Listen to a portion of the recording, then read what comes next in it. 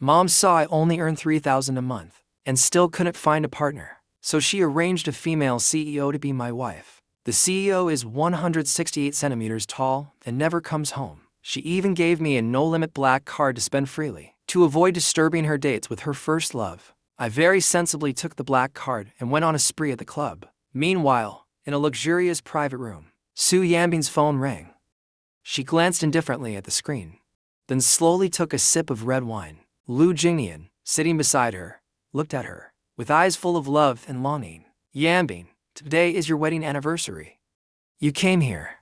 What would brother HEIRESS think of me? Su Yanbing replied coldly. There's no need for you to worry about his opinion. Just as she finished, the phone rang again. This time she picked it up and glanced at it. Your account has spent 288,880 yuan. Your account has spent 3 million yuan. In 2 years of marriage, this was my first time using his card. Su Yanbing swiped her finger across the screen, curled her lips slightly, and let out a cold laugh. Lu Jinnian pursed his lips and spoke. Yanbing, maybe you should just go back. Before Su Yanbing could reply, another message popped up. Your account has spent 188,888 yuan. Your account has spent 388,880 yuan. For the first time, I felt the joy of spending without checking the price, of being treated like a god. It was a release. After suppressing my spending for over 20 years, it went out of control, causing Su Yanbing's phone to keep ringing. She no longer looked at it. By the end of dinner, her phone had rung 7 or 8 times. Only after paying the bill did she glance at it. Just as she was putting her phone away, she saw a call from a close friend. Mumu's voice was full of laughter. Sister Yanbing, I just saw your husband come to the club. He booked 7 women in one go. If you don't come now, your head will soon be covered in green grass. Su Yanbing immediately confirmed that HEIRESS did go to the club, book 7 women. How is that possible? When Mumu sent her a photo and teased, don't say, your husband dressed up like this today. I almost didn't recognize him. The man in the photo had delicate and handsome features and wore a black suit jacket, looking very refined. When Mumu kept teasing, can you even recognize that's your husband? Su Yanbing once again felt like she was blind. How could that possibly be HEIRESS? At this moment, Lu Jinnian continued, Yanbing, maybe you should just go back. I can go watch the movie alone. Su Yanbing put away the phone and accompanied Lu Jinnian to the movie without reacting. Lu Jinnian posted a moment to commemorate the premiere of his first movie. 20 minutes later, Su Yanbing received a bank spending alert. HEIRESS had recharged 1 million yuan at Royal Entertainment Club. She could no longer sit still and left the cinema with a cold expression. Meanwhile, in a private room at the club, I leaned back comfortably on the sofa, sipping red wine that costs tens of thousands per bottle. 7 stunningly shaped and attentively caring girls surrounded me, massaging my shoulders and legs. I couldn't help but close my eyes in comfort. This service was nothing short of heaven on earth. Thinking back not long ago, when I had a monthly salary of 3,000 and died suddenly from binge reading novels, only to wake up inside the book as a character with the same name as mine, a love-crazed hunk. The original character was born into a top-tier wealthy family and spoiled rotten, but insisted on chasing after the heroine Su Yanbing for 5 years. Yet Su Yanbing only had eyes for her first love. In the end, under pressure from both families, Su Yanbing had no choice but to agree to the marriage with me. After the wedding, she rarely came home.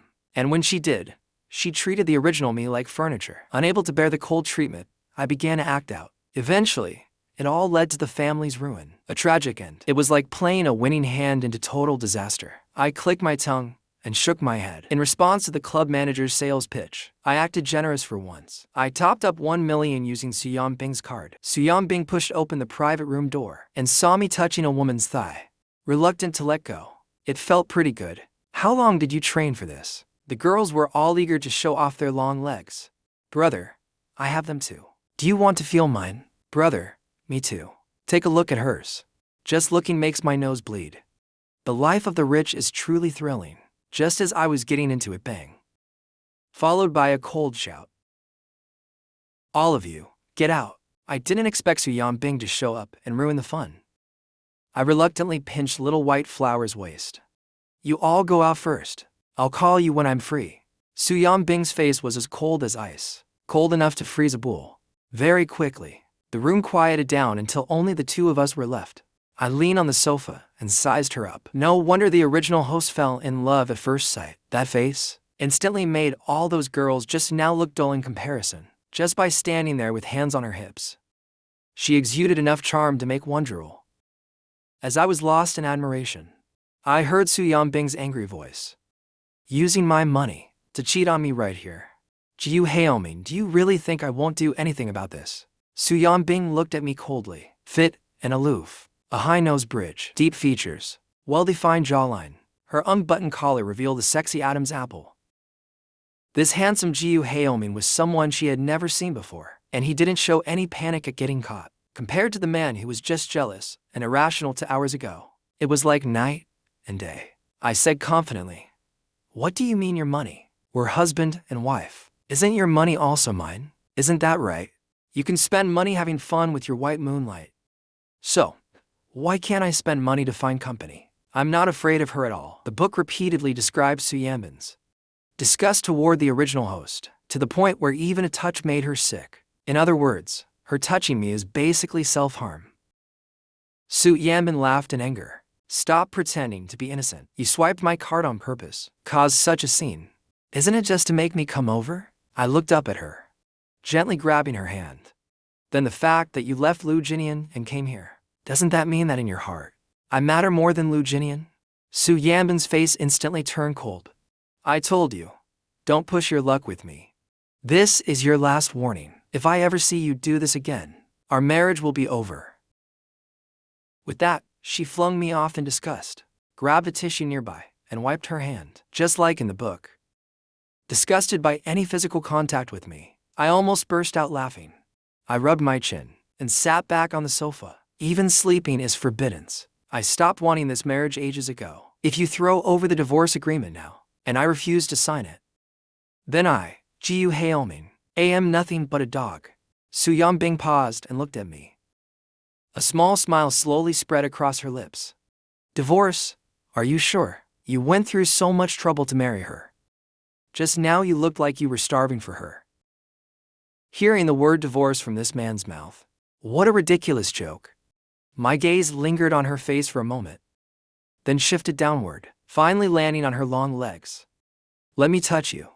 Or give me a divorce." Su Yanbing's face instantly darkened. "Calling your assistant right in front of me. Draft a divorce agreement. Deliver it to the house first thing tomorrow morning." I picked up the wine I hadn't finished. Finished it so as not to waste, then put the glass down. Then I stood up. "You made this choice. Don't regret it." Su Yanbing frowned her beautiful brows. Just as she was about to speak, I completely ignored her, turned and walked away. Su Yanbing stood there blankly watching, more convinced I was drunk. That's the only way I'd act so unlike myself and challenge her. Talk about divorce once home, I went straight upstairs to my room. Su Yanbing looked at HEIRESS, who didn't even spare her a glance until I disappeared. Only then did she react. She sat down on the sofa. Images of the man who wanted a divorce floated through her mind. She let out a cold laugh. She really wanted to see what he'd look like when the divorce papers landed in front of him tomorrow. With that thought, Su Yanbing got up and walked upstairs. As she passed my bedroom door, she stopped in her tracks. She heard my voice coming from inside. "Today is a good day. All my wishes are coming true. Tomorrow is another great day. Time is too precious to waste." Su Yanbing listened to me drunkenly wailing like a ghost. She crouched down, trying to calm me. When she turned the doorknob, she realized I had locked it. The man who used to scheme every time he got home, just to sleep with me, now found the door locked against him. My singing continued from behind the door. "I believe I am who I am. I believe in tomorrow. I believe in youth without limits." Seeing me so drunk and out of control, Su Yanbing finally turned and left. The room I was staying in was the master bedroom. Because Su Yanbing refused to sleep in the same room with the original host, she chose the guest room instead. Now this room had become the original host alone. I looked around at the spacious, luxurious room, the closet full of designer clothes, and all the pricey luxury watches, singing happily as I looked around. So comfortable. I soaked in the spacious bathtub made for two, then lay down on the big, soft, comfortable bed. It felt like a dream. So beautiful it didn't feel real. The next morning, Su Yanbing got up. She saw there was no breakfast prepared on the table like usual, nor was I there watching her eagerly. She glanced at my bedroom door and couldn't help but curl her lips slightly. As expected, this man, after sobering up, must be trying to hide like a turtle in its shell. Thinking about my bold divorce declaration last night, she again smirked. She threw the divorce papers on the coffee table and then headed to the office. I had never slept on such a comfortable bed. So I slept until I naturally woke up. It was already noon. Seeing I was still in the luxurious room, I confirmed once again that I had really entered the book. I once again sorted through the plot. In the book, our marriage lasted less than 3 years, which means in less than a year from now, Su Yanbing would bankrupt my family and leave me penniless. The novel only briefly touched on the business battle.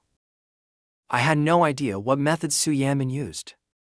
But the life of the rich is just as good. No way I'd let my family go bankrupt. I got up, tidied myself, and went downstairs. Seeing the divorce agreement on the coffee table, I picked up the pen and signed it immediately. Even hesitating for 1 second would feel disrespectful to divorce. Then I pulled out Su Yanbing's card from my pocket and placed it on top of the divorce agreement. Then I took the important things that belonged to the original host and returned to the Jiu family. When my mom saw me return, she immediately dropped what she was doing and rushed over. "HEIRESS, why are you home at this hour? Did Su Yanbing kick you out?"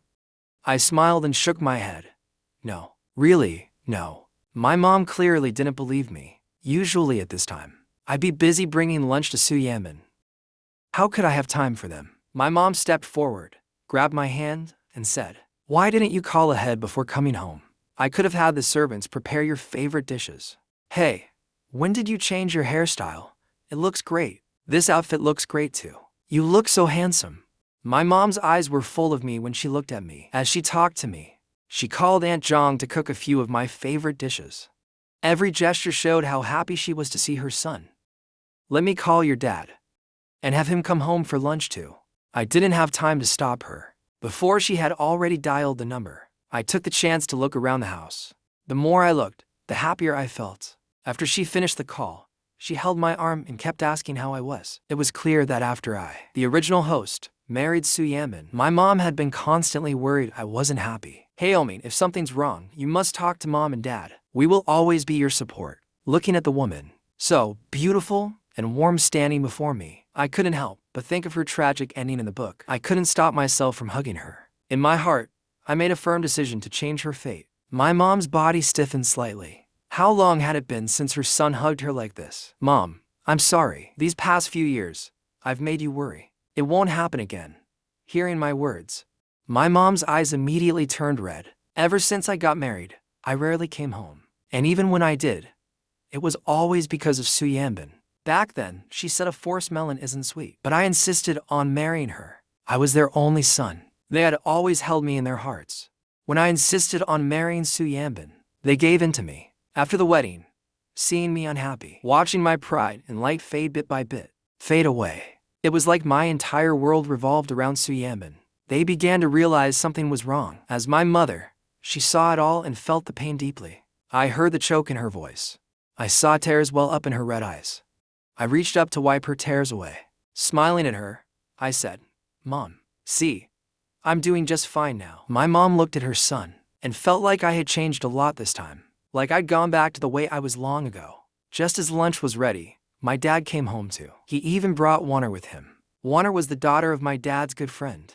She was 3 years older than the original host. After losing both parents, she lived with her grandmother. But it was hard for the elderly to raise her, so the Jiu family took her in and cared for her like a daughter. They supported her in life and education, all the way until she graduated college. During college, she worked part-time in Jiu Group. After graduation, she became a senior executive at the company. I glanced at her secretly and met her gaze as she looked at me. In the novel, the original host always saw her as an older sister. When I was pursuing Su Yanbing, I often told her how much I liked Su Yanbing and asked her for advice and ideas. What she showed the original host was always the image of an older sister. She doted on me, protected me, helped me, but never crossed the line. Even readers never suspected a thing until they found out Su Yanbing and I got divorced. Wan'er went to find me. She saw me at the scene of a car crash. She picked me up, trembling, and saw me covered in blood. Her eyes instantly turned red. She kept wiping the blood from the corner of my mouth. Her voice dull as she said, "HEIRESS. I regret it. I regret not stopping you back then." The deep emotion in her eyes was impossible to erase. In that moment, she didn't want to hide anymore. She wanted me to know that she had liked me for many years. She desperately wanted to keep me, but no matter what she did, she couldn't. All she could do was watch as my life slowly slipped away before her eyes. It was at that moment that I felt both love and hate toward her. Just then, my mom greeted her with a smile. "Wan'er, you're here too." I also greeted her with a hello. Wan'er looked at me with a touch of fondness in her voice. "Aren't you usually busy bringing him lunch every day? How come you're willing to come home at noon today?" I smiled and shook my head. "It's so hot these days. He said it's too tiring for me to bring him lunch, so he told me not to." As soon as I said that, not only Wan'er, but even my parents turned to look at me. Their expressions clearly showed doubt, as expected. Those who care about me the most don't believe Su Yanbing would be kind to me. To change the subject, I turned to Wan'er. "Wan'er, how's the company doing recently?" Hearing that, Wan'er glanced at me. "We've been taking on several big projects lately. If we can secure them, the company will reach a new level." I looked at her in confusion. Taking on several big projects. What if cash flow doesn't keep up? What if the capital chain breaks and the Su family just sits back and watches? Wan'er gave a small smile. "We can handle a few big projects. The company can manage it." I shook my head and looked at her seriously. "I think the current market situation isn't great.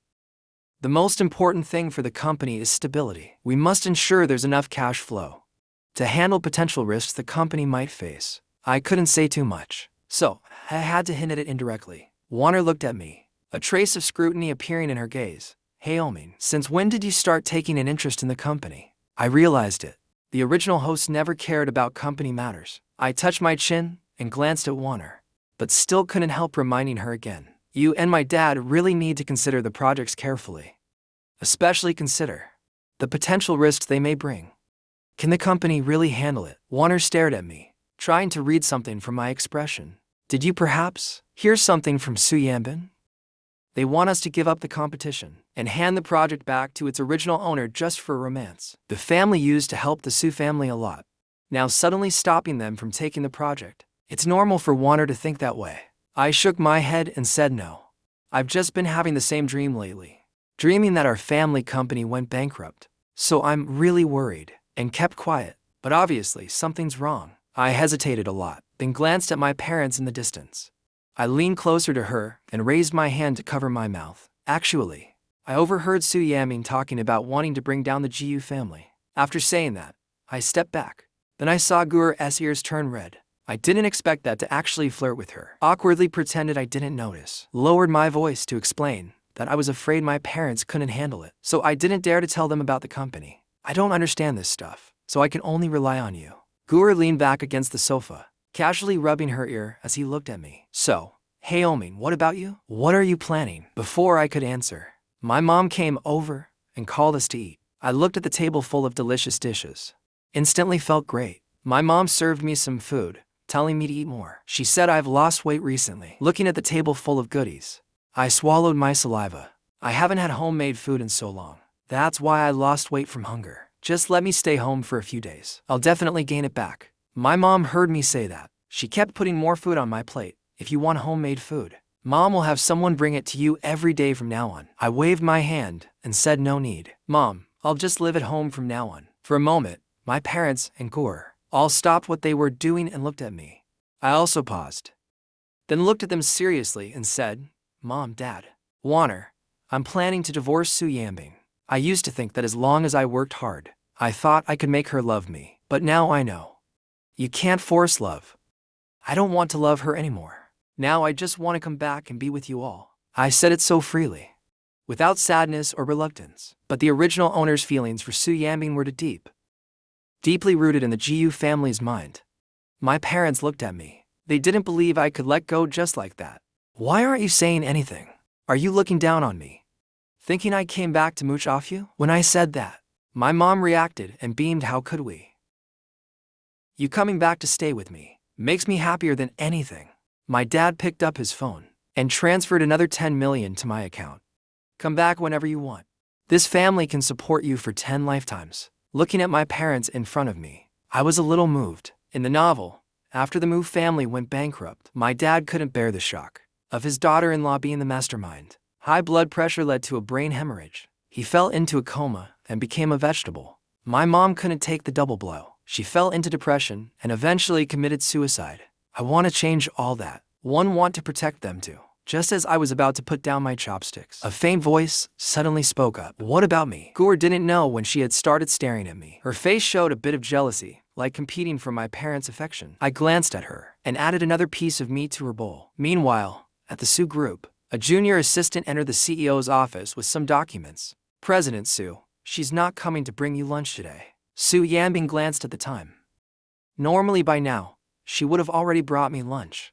So afraid of me divorcing her, she doesn't even dare bring me food anymore. She gave the assistant a cold sideways glance. What? Are you addicted to the food now? Want me to call and ask her for you? The assistant quickly shook her head. No need. I was just saying it casually. Actually, every time the food was delivered, it ended up in her stomach. After eating it for so long, she got used to it. In the end, the assistant was too curious and couldn't resist asking, Sir, this is the first time she didn't bring lunch. Seeing President Su displeased, she quickly picked up the signed documents and left. Su Yanbing, for once, had a day without my interruption. After finishing work, she recalled Jiu Haoming in a suit from last night, with eyes that clearly wanted a divorce. Su Yanbing curled her lips and went straight to the bar. As soon as she entered the private room, everyone inside turned to look at her. She sat down on the sofa, noticing they were still staring at her. Her face darkened. What are you all staring at me for? Got a problem? Her best friend Wen Mumu walked over and asked tentatively, Jiu Haoming didn't follow you? Su Yanbing shot them a sharp glance. Weren't you the ones who hated him following me? Now that he's not here, isn't that perfect? Don't be pathetic. Lin Xinyao, seeing the mood, poured Su Yanbing a drink. We're just worried about you, afraid that he doesn't cherish you anymore, and you're back together again. As Su Yanbing's close friends, they knew better than anyone else wherever she was, Jiu Haoming would follow. He would never go to a club for escorts, let alone leave Su Yanbing alone and go to Sanya for vacation. Su Yanbing's whole face turned cold. If your eyes are useless, you might as well donate them. When Mumu laughed, hey, as long as you don't care about him, it's fine. Come on, let's all drink. A toast to Yanbing. Finally escaping misery at least for now, Su Yanbing raised her glass and drank, not paying attention to what they were saying, until after a few more drinks. Lin Xinyao picked up her phone and said, YANBING-G. Even though Jiu Haoming forced the marriage and hurt your dignity back then, with his looks and family background, he's more than worthy of you. How did you manage to not let him touch you for 2 years? Back when I only had eyes for Su Yanbing, I had the WeChat of every one of her friends, so they all saw my moments. My moments used to be all about Su Yanbing, either showing off our love or writing little essays about how much I loved her, because I knew Su Yanbing had blocked my moments whenever I posted those essays. My besties would often forward them in our group to annoy her, but just 2 hours ago, they discovered I had deleted everything in my moments that had anything to do with Su Yanbing.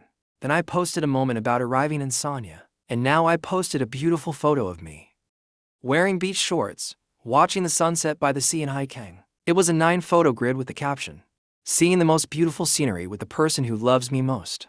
Su Yanbing saw everyone looking at their phones, so she glanced over as well. It was a photo of me smiling happily by the sea. Chen Xiu stared at her phone and said, feels like Jiu Haoming has really changed. When Mumu nodded, he actually looks quite handsome like this. Lin Xinyao smiled.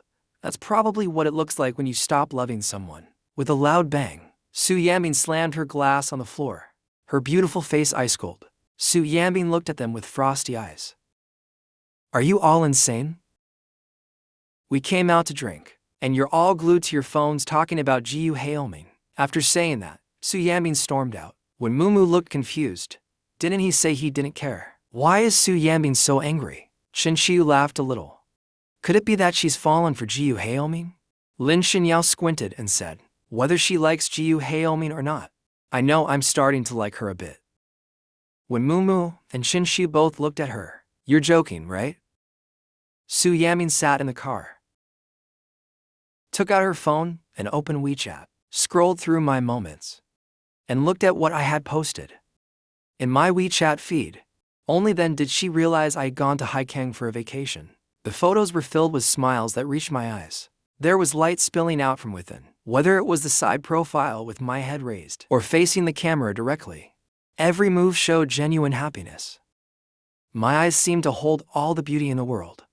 But that was Su Yanbing, the one whose eyes used to show either love for her or resentment toward others. An unreasonable spoiled child of a rich family. A person doesn't change overnight. Su Yanbing didn't believe it. The me in those photos was the real me. Others might not know, but she knew clearly in her heart. Su Yanbing was avoiding the divorce conversation. Posting those photos in moments was just to please him. But even knowing my intention, she was still drawn back by those unusually simple photos. Meanwhile, I was enjoying my first vacation ever. In HEIRESS, it was the place I'd wanted to visit most while I was alive. A gentle breeze, a seafood feast enjoyed by the sea. The seaside night view gave me only one feeling. The world is so beautiful. In my past life, I never had enough money. I never had the chance to experience this kind of life. Nor did I have anything worth recording as beautiful. But now, I feel like there are so many beautiful moments worth recording, like delicious food, beautiful scenery, and the love of family. The next morning, I wanted to go diving, so my mom spent money to hire me a private female coach to take me diving. I enjoyed weaving through coral reefs and swimming with schools of fish. It was relaxing and joyful. Meanwhile, at the president's office of Su Group, Su Yanbing, amidst her busy schedule, received a call from her mother. Yanbing, my daughter, why did Su Yanbing go on vacation with another woman? Did you two have a fight? Su Yanbing frowned and said, no. Su's mother said sternly, if nothing happened, why would he be so intimate with another woman? And even post it deliberately on Moments. Su Yanbing found my Moments and saw that I had just shared a diving video a few minutes ago. I even captioned it, first time diving. A joy that words can't describe. In the video, there was a woman who occasionally held onto my arm and helped support me. Their behavior looked quite close because of the diving gear. Her face was unclear, but her figure was clearly excellent. In the comments, mutual classmates and friends left replies. Public displays of affection die fast. I don't want to eat this dog food. They look so good together. Who's jealous? I'm not talking about co-workers or classmates. When Mumu saw everyone mistaking the guy for Su Yanbing and tagged her in the besties group chat, Xingxiu laughed. They're getting divorced. But there's still a 30-day cooling off period. Su Yanbing seems a bit too eager. Lin Xinyao nodded. Well, you can't really blame him, he's young and impulsive. Who could stand it? Their reply was met with a system notification. Su Yanbing has left the group. None of you have any sense. Su Yanbing was very confident in her heart. There's no way Su Yanbing would really want a divorce. His Moments were always posted for him to see. Since yesterday until now, Su Yanbing hadn't contacted her, but had been updating Moments constantly. So many updates clearly meant they were for him. Posting this diving video was the same as ordering female models at the club last time, just a tactic to get her attention, trying to make her anxious. So she'd go to him and offer a way out. Su Yanbing sneered coldly. Su Yanbing really overestimates himself. Him not coming to bother me is exactly what I wanted. Su Yanbing tossed the phone aside and continued working. Back to handling business. But Su Yanbing's drastic change kept flashing through her mind from time to time, which made her increasingly irritable and restless. She called in her assistant and filled her schedule to the brim. In the evening, she took Lu Jinnian to attend the Bai family heiress's birthday party. Soon, the news of Su Yanbing and Lu Jinnian attending the banquet was trending on the hot search list. Su Yanbing often brought Lu Jinnian to evening banquets, but Su Yanbing and Su Yanbing's grand live-streamed wedding that went viral online still left a deep impression on everyone, and neither the media nor reporters dared to offend them. No one would risk gossiping about their private lives, but every time Su Yanbing saw the hot search, he thought Lu Jinnian was trying to seduce Su Yanbing and would go confront him, warn him, or even hit him. Su Yanbing returned to the hotel and saw the trending news. Her mind kept switching between Su Yanbing's crazy outburst and the joy of that vacation. she unexpectedly felt a slight sense of anticipation. She took a shower and went to bed. Meanwhile, I went diving in the morning and surfing in the afternoon. It was pure joy. After showering that night, I lay down, picked up my phone, and saw that the original owner's informant had sent me the trending news about Su Yanbing and Lu Jinnian. I glanced at it. Same frame, no scandal. I was getting anxious for them. I was just about to reply that I no longer wanted to know anything about Su Yanbing when Gu'er video called me. Having fun? I nodded. Yeah, I'm having a great time. Gu'er had just showered too. She was still towel drying her hair, fresh out of the shower. Her gaze carried a hint of allure. Her skin looked especially clear and radiant. Her lips were moist and slightly flushed. I nearly lost control of my desires, almost couldn't hold back my lust. The orphan looked at me and said she wanted to go too, even if she couldn't beat me. I glanced at her. Just focus on your job. I wasn't joking about what I said last time. Su, she will really turn against the company. You have to prepare in advance. The whole company is counting on you. Jiwa paused what she was doing with her hands. She stared straight at me. Aren't you afraid I, like Su Yanbing, also have my eyes on the company? I smiled and shook my head. No. I trust you. The orphan looked at me with a warm gaze. I didn't expect even that line would make her blush. I had to end the conversation quickly. Alright, it's getting late. I'm going to sleep. You should sleep early too, Wan'er said expectantly. Don't forget to bring me a gift. Lying in bed, thinking about how Gu'er had secretly loved the original me for years, I decided to fulfill this little request of his. The next day, Su Yanbing woke up and checked her phone. The trending topic was still there, but surprisingly, HEIRESS hadn't contacted her, nor had anyone from the recording team. She couldn't help but open my moments again. She saw I had just posted a new update 5 minutes ago. It was a video of me riding a rental electric scooter at a scenic spot, taking my mom on a tour. In the video, my handsome face looked like the embodiment of joy. Even the beautiful scenery paled in comparison. Su Yanbing was dumbfounded. HEIRESS hadn't come back. He was still traveling. He even had time to post on Moments. There was no way he hadn't seen the trending news. But not only did he not return, he looked even happier. Su Yanbing laughed in anger. She threw the phone aside. This time, she really bled. She wanted to see how long I could hold out. Su Yanbing had a jam-packed schedule that day.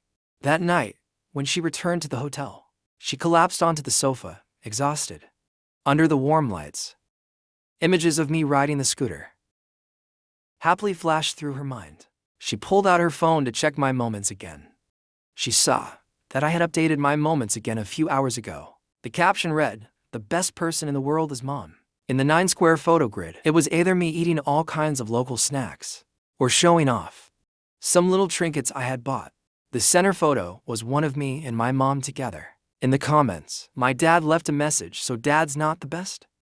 I quickly replied, "Dad is great too." Wan'er also joined the fun when she saw that. "You're so biased, HEIRESS. I'm not good enough." I was a bit helpless. Sister Wan'er is great, the best in the whole world. Meanwhile, Su Yanbing had been feeling suffocated these past few days. 3 days, 3 whole days. I hadn't contacted her. Not a word from me. Yet he looked happier with each passing day. Seeing how happy I was, Su Yanbing felt uncomfortable inside. It was like she had swallowed a dead fly. At that moment, her phone rang. I had sent her a message. The suffocating feeling in her chest suddenly vanished. This man could finally hold it in no longer. For the first time, with a hint of anticipation, she opened our chat window. But my words were cold. "It's been days since we signed the divorce agreement. Isn't it about time we finalized the paperwork?" Su Yanbing stared at that line of text. Her beautiful eyes trembled. Her grip on the phone tightened again and again. After a long while, she got up, left, and drove home. That home, where the lights were always on, no matter when she came back, was now pitch dark. Only the street lamp outside was quietly doing its duty. She turned on the lights in the living room and walked in. The house was empty. There was no one waiting for her to come home.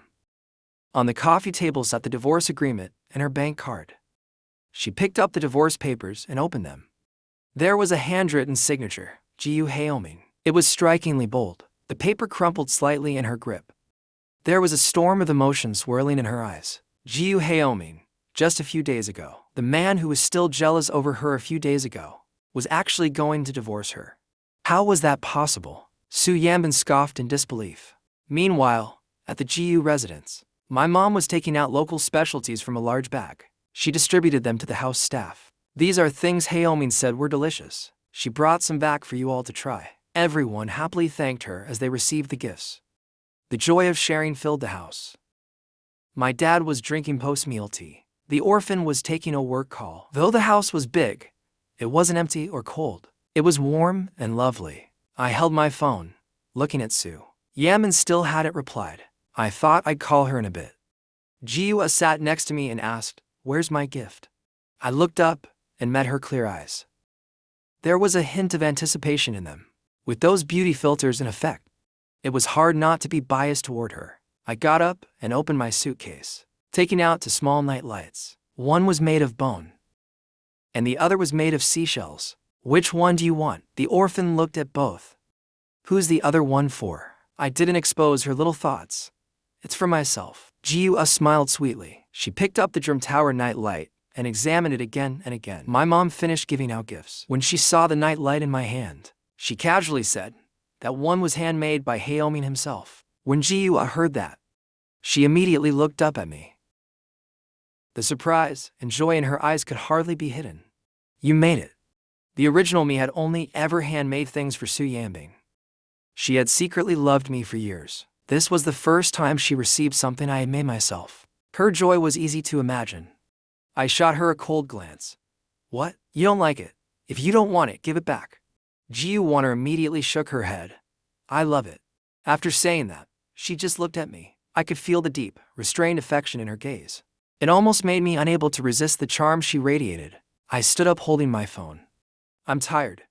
I'm going back to my room to rest. Back in my room, I turned on my phone and saw that Su Yanbing had replied to my message. Tomorrow morning at 9 a.m. See you at the Civil Affairs Bureau. In the book, Su Yanbing bankrupted the GU family and forced me to divorce and leave with nothing. But now we're getting divorced early. Does this mean the GU family's bankruptcy ending can be avoided? I was in a great mood, afraid I'd oversleep. I even set an alarm. The next day, I woke up before the alarm even went off, thinking I was about to regain my freedom. I made an effort to dress up. Going downstairs, my dad had already finished breakfast and gone to work. My mom was trimming flowers she had picked from the back garden. When she saw me, she called me over for breakfast. I was in a hurry, so I made an excuse and left quickly, planning to surprise them after the divorce. The original me could drive, had a license, but I couldn't. I only knew how to ride a scooter. Before transmigrating into the book, I was poor, so I never even learned to drive. The ride I ordered dropped me at the Civil Affairs Bureau. At 8:50, I took out my phone and called Su Yanbing. I'm at the Civil Affairs Bureau. When will you arrive? She replied with just 2 words, on my way. I stood in the shade waiting until 9:30, cursing her ancestors all 18 generations. Only then did I see Su Yanbing's car approaching. I couldn't wait and rushed up to it. Su Yanbing looked at me through the car window. Why did it seem like this man was getting more handsome? I walked towards Su Yanbing in the sunlight, my whole body glowing like light. Everything around me faded in comparison. I stopped in front of the car, then knocked on the window. Only then did Su Yanbing remove her face mask, open the car door, and step out. Our eyes met. There was no trace of her in mine, not even the slightest hint of sorrow, only a cheerful smile with a hint of unfamiliarity. It wasn't what she had expected. I merely gave her a calm glance. Let's go. After saying that, I turned and walked toward the entrance of the Civil Affairs Bureau. My steps were light, full of eagerness and anticipation. It was at this moment that Su Yanbing realized I truly wanted a divorce. She stared at my back, and a memory of the forced marriage flashed in her mind. Though it had been more than 2 years, it was still vivid like it happened yesterday. Being forced to marry me had always been a disgrace to her. From the moment we got married, she had been waiting for the day to redeem her pride. That day never came, and I already wanted a divorce. I walked a few steps, then noticed she was still standing there. I sighed, turned back, and asked, "What's wrong?" She stayed silent, and I suddenly had a bad feeling. Don't tell me you forgot your documents. You came to get divorced without bringing your documents? I tried to stay calm, then hurry up and ask someone to bring them to you. Su Yanbing kept her face cold, just looking at me without saying a word. I was speechless. Call someone then. Why are you just staring at me? Only then did Su Yanbing finally move. glancing indifferently at the time. She finally opened her mouth. I have a meeting at 10. Let's talk about the divorce later. Her words stunned me. Frowning, I replied, we're already here. Why make another trip? Just postpone the meeting. It won't take long to get the paperwork done first. It wasn't easy for us to meet. There are too many variables next time. I don't want to wait. The reason I said that was because I recalled that Su Yanbing often postponed meetings for Lu Jinnian. So the meeting clearly wasn't that important. But just as I finished speaking, Su Yanbing looked at me and her face changed. It was as if I had committed an unforgivable crime. Even colder than an ice-cold HEIRESS. Do you really think your matters are always the most important? The lives of thousands of employees aren't as important as your divorce? You're thinking too highly of yourself. I was stunned for 2 seconds by her outburst. This hypocrite. It was fine when Lu Jinnian made her postpone meetings, but when I ask her to delay one, suddenly it affects everyone's livelihood. And isn't the divorce also her business? Not just mine? Su Yanbing didn't even give me a chance to respond. She left right after the scolding. We were supposed to get divorced, but she arrived late and without documents. Clearly, I'm the one who should be angry. But she slammed the car door and left with a dark face. I was so mad I wanted to curse. I had even written a celebratory post about being single. I had even planned where to party that night. And now we didn't even get divorced. I went to the supermarket and bought a ton of snacks. Then went to Story Group. When Su Yanbing returned from her meeting, she saw I was sitting on her office couch playing games, with a spicy strip in my mouth. The whole office smelled like spicy snacks. The coffee table was piled with snacks, things I normally would never eat. Su Yanbing frowned in disgust. What are you doing here? Still chewing the spicy strip, staring at my phone. I didn't even lift my head. Waiting for you. Su Yanbing paused mid-step, glanced at me, then walked to her chair and sat down. She looked at me and asked, waiting for what? To eat junk food. To play games. You've completely abandoned your polished rich boy image. This version of HEIRESS felt far too unfamiliar. Only then did I pause my game, look up at her, and said, we didn't finish the divorce this morning. I know you're busy, so I figured I'd wait here until you're done, and we can go again. Su Yanbing stared at me coldly. I don't have time for the rest of today. I glanced at her again. Skeptical, I asked, then when will you be free? Su Yanbing picked up the documents next to her. I'll contact you when I'm free. I felt like she was backing out. If she really wanted a divorce, how could she not find time? But why would she back out? She hated the original me so much. Wouldn't divorce be a relief? Or did she still want to torment me? Though the book's heroine didn't say it. Her attitude toward the original me clearly showed resentment over being forced into marriage. The more I wanted her love, the more she made me suffer the pain of unattainable affection. Now that I want a divorce, is she trying to make me experience the pain of wanting to leave but being unable to? I stood up in anger. Su Yanbing, do you not want a divorce? I'll give you 3 days. If you don't go finalize the divorce with me in 3 days, then I'll file for divorce in court. I'm not asking for your opinion. I'm informing you. After saying that, I grabbed my snacks and was about to leave. Right then, Lu Jinnian pushed open the office door and walked in. When he saw me, a trace of fear flashed in his eyes. Did I come at the wrong time? Lu Jinnian was just about to step back out, but Su Yanbing raised her hand and said, no, you're right on time. Lu Jinnian is the male lead in the novel, a character with a tragic family background. His father was a gambling addict, his mother in poor health. In high school, his father couldn't repay his loan sharks. He had to work part-time from a young age. Su Yanbing saved him and brought him into her company. She helped him become a wildly popular celebrity. As the novel's male lead, he's kind, hardworking, with strong morals. From the moment Su Yanbing helped him, he fell in love with her. But he always felt unworthy of Su Yanbing and never dared to confess. He wanted to become better, to be worthy of her. After Su Yanbing was forced into marriage, even though Lu Jinnian secretly loved Su Yanbing, he still stuck to his principle of not being a homewrecker. He kept his distance and remained just friends. The novel mainly focuses on the male lead and the original characters' perspectives. The female lead's love for the male lead is mostly shown through plot events. From what I've read, no confession has happened yet, so their mutual but silent affection for each other earn endless sympathy and anticipation from the readers. While the original me, the malicious antagonist, was constantly being pushed to her downfall. At this moment, I was about to leave. I glanced at Su Yanbing, then at Lu Jinnian again. I left quickly. With a sincere smile, you to go ahead and talk. I won't interrupt. As I passed Lu Jinnian, I clearly felt him flinch and shrink away. I couldn't really blame him. The original me had always treated him as a mistress ruining my marriage. Every time I saw him, I tried to teach him a lesson. I even hired people to rough him up more than once. Now, to redeem myself, I even gently closed the office door behind me as I left. Lu Jinnian stared in a daze as I walked away, then looked at Su Yanbing. He saw her staring at the closed door, her face cold as ice. When Lu Jinnian stepped forward holding the local specialties, he saw that Su Yanbing had scribbled all over the documents in her hand. The paper was filled with meaningless doodles. Su Yanbing looked away, raised her eyes and asked, "Why are you here?" Lu Jinnian smiled and placed the bag on the table. "Some local specialties from Jiangsheng. I thought they were pretty good, so I brought some for you. Thanks for helping find a doctor for my mom." After he finished speaking, he looked at her with restrained affection. "Are you really divorcing brother HEIRESS?" Meanwhile, I walked out with my snacks and ran into the assistant holding papers to get Su Yanbing's signature. I stretched out my arm to block her. "Your President Jiu is busy with something very important right now. As for those documents, wait until Lu Jinnian comes out before taking them in." The assistant looked at the office door, then back at me, completely stunned. "Lu Jinnian is inside. President Jiu actually didn't kick him out, and they're still inside." I pulled out my phone. "Really?"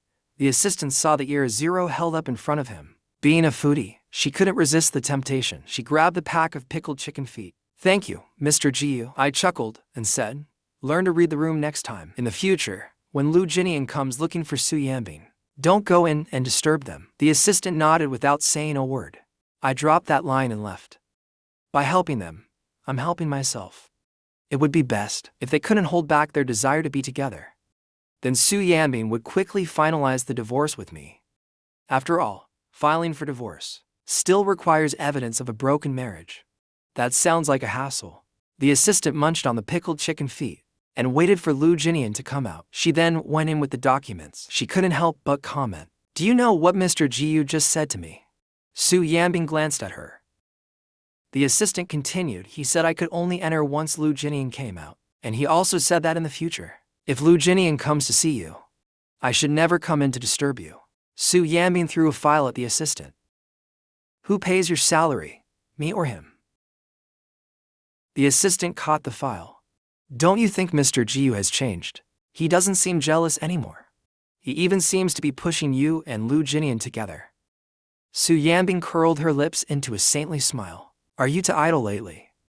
The assistant immediately shut her mouth. She took the signed documents and fled. Su Yanbing threw the pen onto the desk.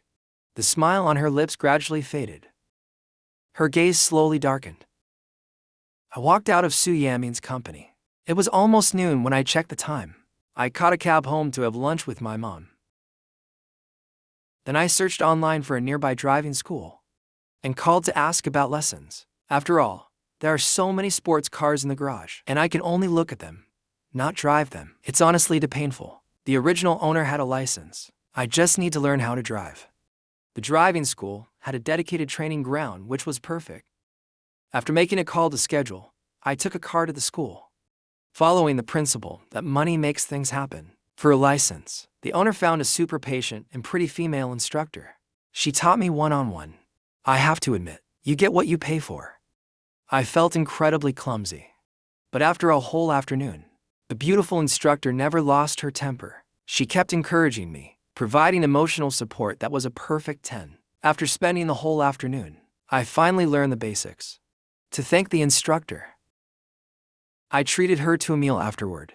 Meanwhile, as Su Yanbing walked out of the company, she saw a message from Wan'er Yanbing. "We were wrong last time. We didn't consider your feelings. Tonight, we'll host a dinner for you." 20 minutes later, Su Yanbing walked into the restaurant when Mumu had reserved. She immediately spotted a familiar figure. The man was laughing joyfully. Su Yanbing walked over slowly. Then she heard me openly praising the woman.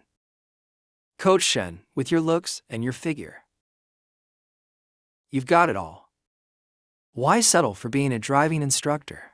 Shen laughed and explained she wasn't really an instructor. Turns out she was the driving school owner's daughter, forced by her dad to teach me because she was too talented to waste. I couldn't help but laugh. As I laughed, I suddenly felt a cold stare. I instinctively looked up and saw Su Yanbing standing to the side. Her face as cold as ice. Before I could say anything, Su Yanbing grabbed my hand and dragged me out of the restaurant. HEIRESS, we haven't even divorced yet, and you're already out with some floozy? I looked at the woman standing right in front of me. What a waste of such a beautiful face. How can someone have such a bad temper? I rubbed my wrist. What floozy? It was just a normal dinner with someone. Don't talk nonsense. Su Yanbing gave me a cold stare. A normal meal. Do you think I'm blind? I didn't want to look at her face, so I looked up at the sky. If you think you're blind, then there's nothing I can do. Su Yanbing sneered at HEIRESS. Do you think this is still 2 years ago, when I had to endure everything you did? From now on, I call the shots between us. Seeing her recklessly touch me, I leaned in with a smile, raised my hand and touched her slender waist, bold and unrestrained. Then why don't you tell me what you want? Su Yanbing gulped nervously, her face dark as she grabbed my wrist. Knowing how much Su Yanbing hated being touched by the original me, every touch I made only increased her disgust for me. Seeing her face darken, I raised my other hand and held her hand too, continuing to gross her out. Why don't we find a hotel? Summer clothes are already thin, and Su Yanbing was wearing a dress. When I touched her leg, it felt like I brushed against her chest, a tickling sensation like ants crawling on my heart. Su Yanbing, blushing, stared straight at me. The old me would never dare to be so bold, and wouldn't have been this flirtatious either. Clearly not in love with her, yet acting like I couldn't get enough of her. It was like treating her as some bar hostess. Su Yanbing swallowed again, her face growing even colder. Seeing that she still didn't push me away in disgust, I leaned in to kiss her. Only then did Su Yanbing finally shove me away. She pulled out a handkerchief to wipe her hand. HEIRESS, give up your delusions. You will never get what you want from me. I suddenly realized, she doesn't want a divorce because I want one. I rubbed my wrist and sneered, isn't it possible that, if I can't get it from you, I can get it from another woman? Even though I cling to your body, a woman is a woman. They're all the same once the lights are off. It's not like I must have you. Su Yanbing's face turned as dark as if soaked in ink. She clenched her back teeth. She threw away the handkerchief and sneered in anger. Go ahead and try then. I smiled at her and said, wasn't I just about to? Before you interrupted. You interrupted me. If you've got nothing else to say, I'll head back inside. My phone is still in the restaurant. Seeing that Su Yanbing didn't stop me, I went back inside, but just as I sat down, my phone rang. I picked it up and looked. Su Yanbing had sent me a video. I opened it, and my face instantly turned pale. The video showed the original me hiring people to kidnap Lu Jinnian. Evidence from years ago. It showed me pushing them into the street and causing a car accident. It also showed me hiring people to beat Lu Jinnian criminal evidence. That evidence alone could get me several years in prison. Previously, Su Yanbing didn't use it because she feared the Jiu family. Now that she's brought it out, it means she no longer fears them. I had only just started enjoying my life. I didn't come to this world to end up in jail. Su Yanbing sent another message. You have 2 minutes. Come upstairs now. Su Yanbing was using this to threaten me. Though I was reluctant, I didn't want to go to jail even more. Shen, seeing my pale face, poured me a glass of water. What's wrong? I waved my hand. Sorry, something came up. I have to go. You enjoy your meal. After that, I quickly paid the bill and went upstairs to find Su Yanbing in the private room. When Mumu came into the room, she had just seen the scene between Su Yanbing and me by the car.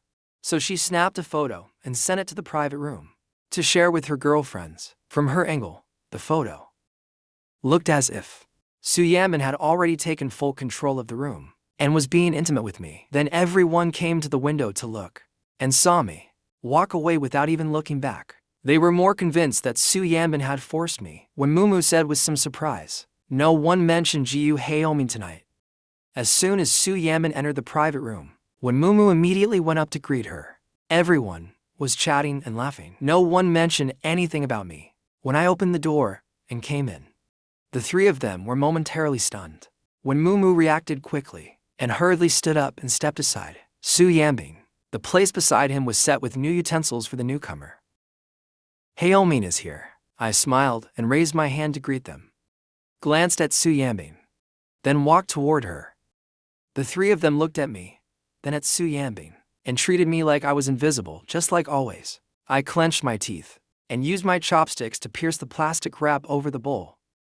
Then leaned a little closer to Su Yanbing and whispered, "What do you mean by this?" Su Yanbing gave a slight smirk. "Just want you to be more obedient." I was completely turned off. Does this woman have no hobbies other than torturing me? I forced a smile and picked up food for her. "All right, my dear wife. If you tell me to go east, I won't go west. If you tell me to warm the bed, I wouldn't dare warm the room instead." Su Yanbing gave me a glance and set down her empty wine glass. I immediately refilled it for her. After practicing driving all afternoon, I was actually quite hungry too. Seeing that Su Yanbing said nothing, I just started eating by myself with great appetite. After finishing a bowl of rice, I noticed everyone was staring at me, so I got another bowl. Gave them a big smile and said, "Do you want some? I'll help you get some too." "I'll get some for you too." The three girlfriends were even more surprised. HEIRESS, who always had eyes only for Su Yanbing, was actually offering to get them food. The next second, Su Yanbing finally spoke. "If you like helping so much, peel this bowl of shrimp for me. I love eating them." I was so angry my fist clenched again. Damn it, I don't even feel like peeling them for myself. I smiled and sat down, looking at her. "Okay, dear wife." I picked up the bowl of shrimp, peeling while thinking of a way to break free. I really don't want to be threatened by her like this forever. I was so deep in thought that I accidentally popped a shrimp into my mouth. Su Yanbing watched as I ate the shrimp myself and looked like I was really enjoying it. Her eyes turned dark and unreadable. I could feel her icy gaze like it could freeze me to death. Only then did I snap out of it and quickly stuff the shrimp I was about to eat into her mouth instead. "I tested it for you. It's safe, not poisoned." Su Yanbing, fed by force, chewed it instinctively. The coldness in her eyes eased a little. The old Su Yanbing would have found it disgusting even if I picked food for her. Now she watched me feed her directly. Not only did she eat it, she looked like she really enjoyed it. Suddenly, the girlfriends started teasing us. "When you two are being lovey-dovey, could you consider the feelings of us lonely singles?" I was already holding in my anger and couldn't stand their teasing. Lin Xinyao played with her wine glass and looked at me. "Gunfire and troops are so hard to please. Why not consider liking someone else like me?" Then I stuffed another peeled shrimp into Su Yanbing's mouth, looking like I only had eyes for her. My voice unconsciously softened. "Yes, she's a bit harsh, but she's beautiful. I just like how she's beautiful cold and has such a great figure." Su Yanbing looked at me as I spouted such nonsense. She was smiling on the surface, but probably grinding her teeth inside.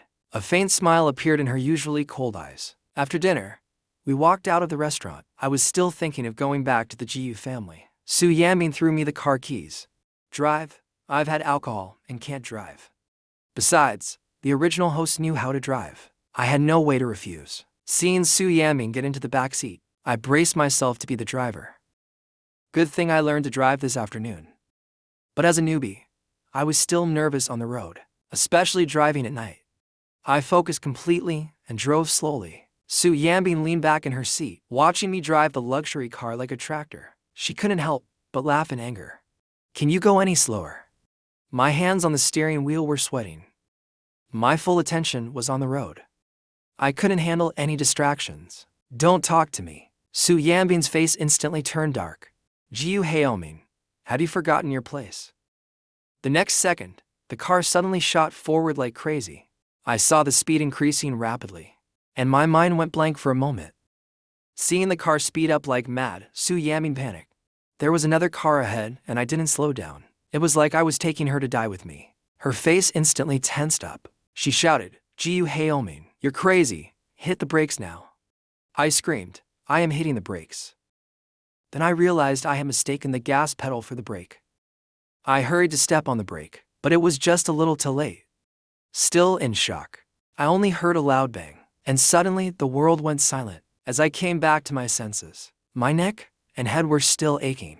I heard Su Yanbing gritting her teeth, squeezing out my name from her throat, Gu HEIRESS. I glanced back at her. I said I was driving just fine. You were the one who insisted on talking to me. Su Yanbing looked at me with a cold face. She squeezed out a few words through clenched teeth. So, she hadn't finished speaking. I interrupted her and quickly apologized, saying it was my fault. It's my fault for being so useless. The moment I hear your voice, I get so nervous, I can't even tell the brake from the gas pedal. Though I kept blaming myself with my mouth, there wasn't a trace of guilt on my face. After saying that, I got out of the car. Su Yanbing, face still cold, took out her phone and made a call. She asked her assistant to come handle it. After ending the call, she saw me rubbing my neck. Bending down, saying something to the owner of the car, I hit up ahead. My posture clearly showed I was apologizing for a mistake. This version of me was completely different from how Su Yanbing remembered me. The me in his memory never apologized to anyone other than her. I was always arrogant and willful. Even when I made mistakes, I always acted superior. I thought others deserved it. For something like a car accident, the old me wouldn't even get out of the car. I would just make a call and have someone handle it. I wouldn't care whether the other person lived or died. But now, I hurriedly checked to see if the other person was hurt. Are you okay? The woman got out, touching her face. The bruise on her forehead marred her otherwise fair and perfect face. When I saw her face clearly, I just felt so guilty. I felt even more sorry. Wasn't this woman the popular star Morang Yan? In the novel, she was working with Lu Jinnian on a film. When she was mentioned, it was said she started as a child star. Lu Jinnian's first film was with her. Fans celebrated across the entire internet. Then, their on-screen couple pairing went viral, but that very year, before the original host died, Morang Yan also died. She left behind a long suicide note. Then she committed suicide. A girl who always appeared cheerful and sunny on screen was actually burdened by a pair of blood-seeking parents. They broke the wings of her dreams, made her lose herself, and treated her as a money-making tool, never caring about how she felt. After suffering long-term depression, her parents forced her to accompany powerful figures in the industry. That became the final straw that broke the camel's back.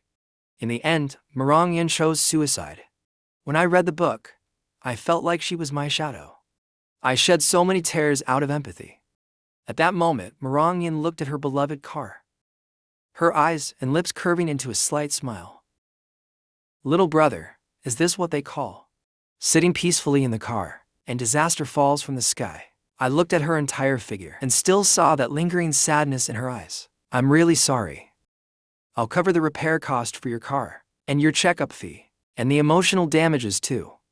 Most people screamed at first sight of her, even fainted from excitement, but Morang Yan, for the first time, saw someone look at her with pity, as if he saw through the glamorous exterior to the unhappiness beneath. She froze for a moment. I pulled out my phone and said, "Can you give me your contact info? So we can easily follow up if there's anything to compensate for. It'll make things easier." Morang Yan didn't care about the car at all, nor did she expect compensation. But that look I gave her earlier made her take my phone without thinking and add her contact info.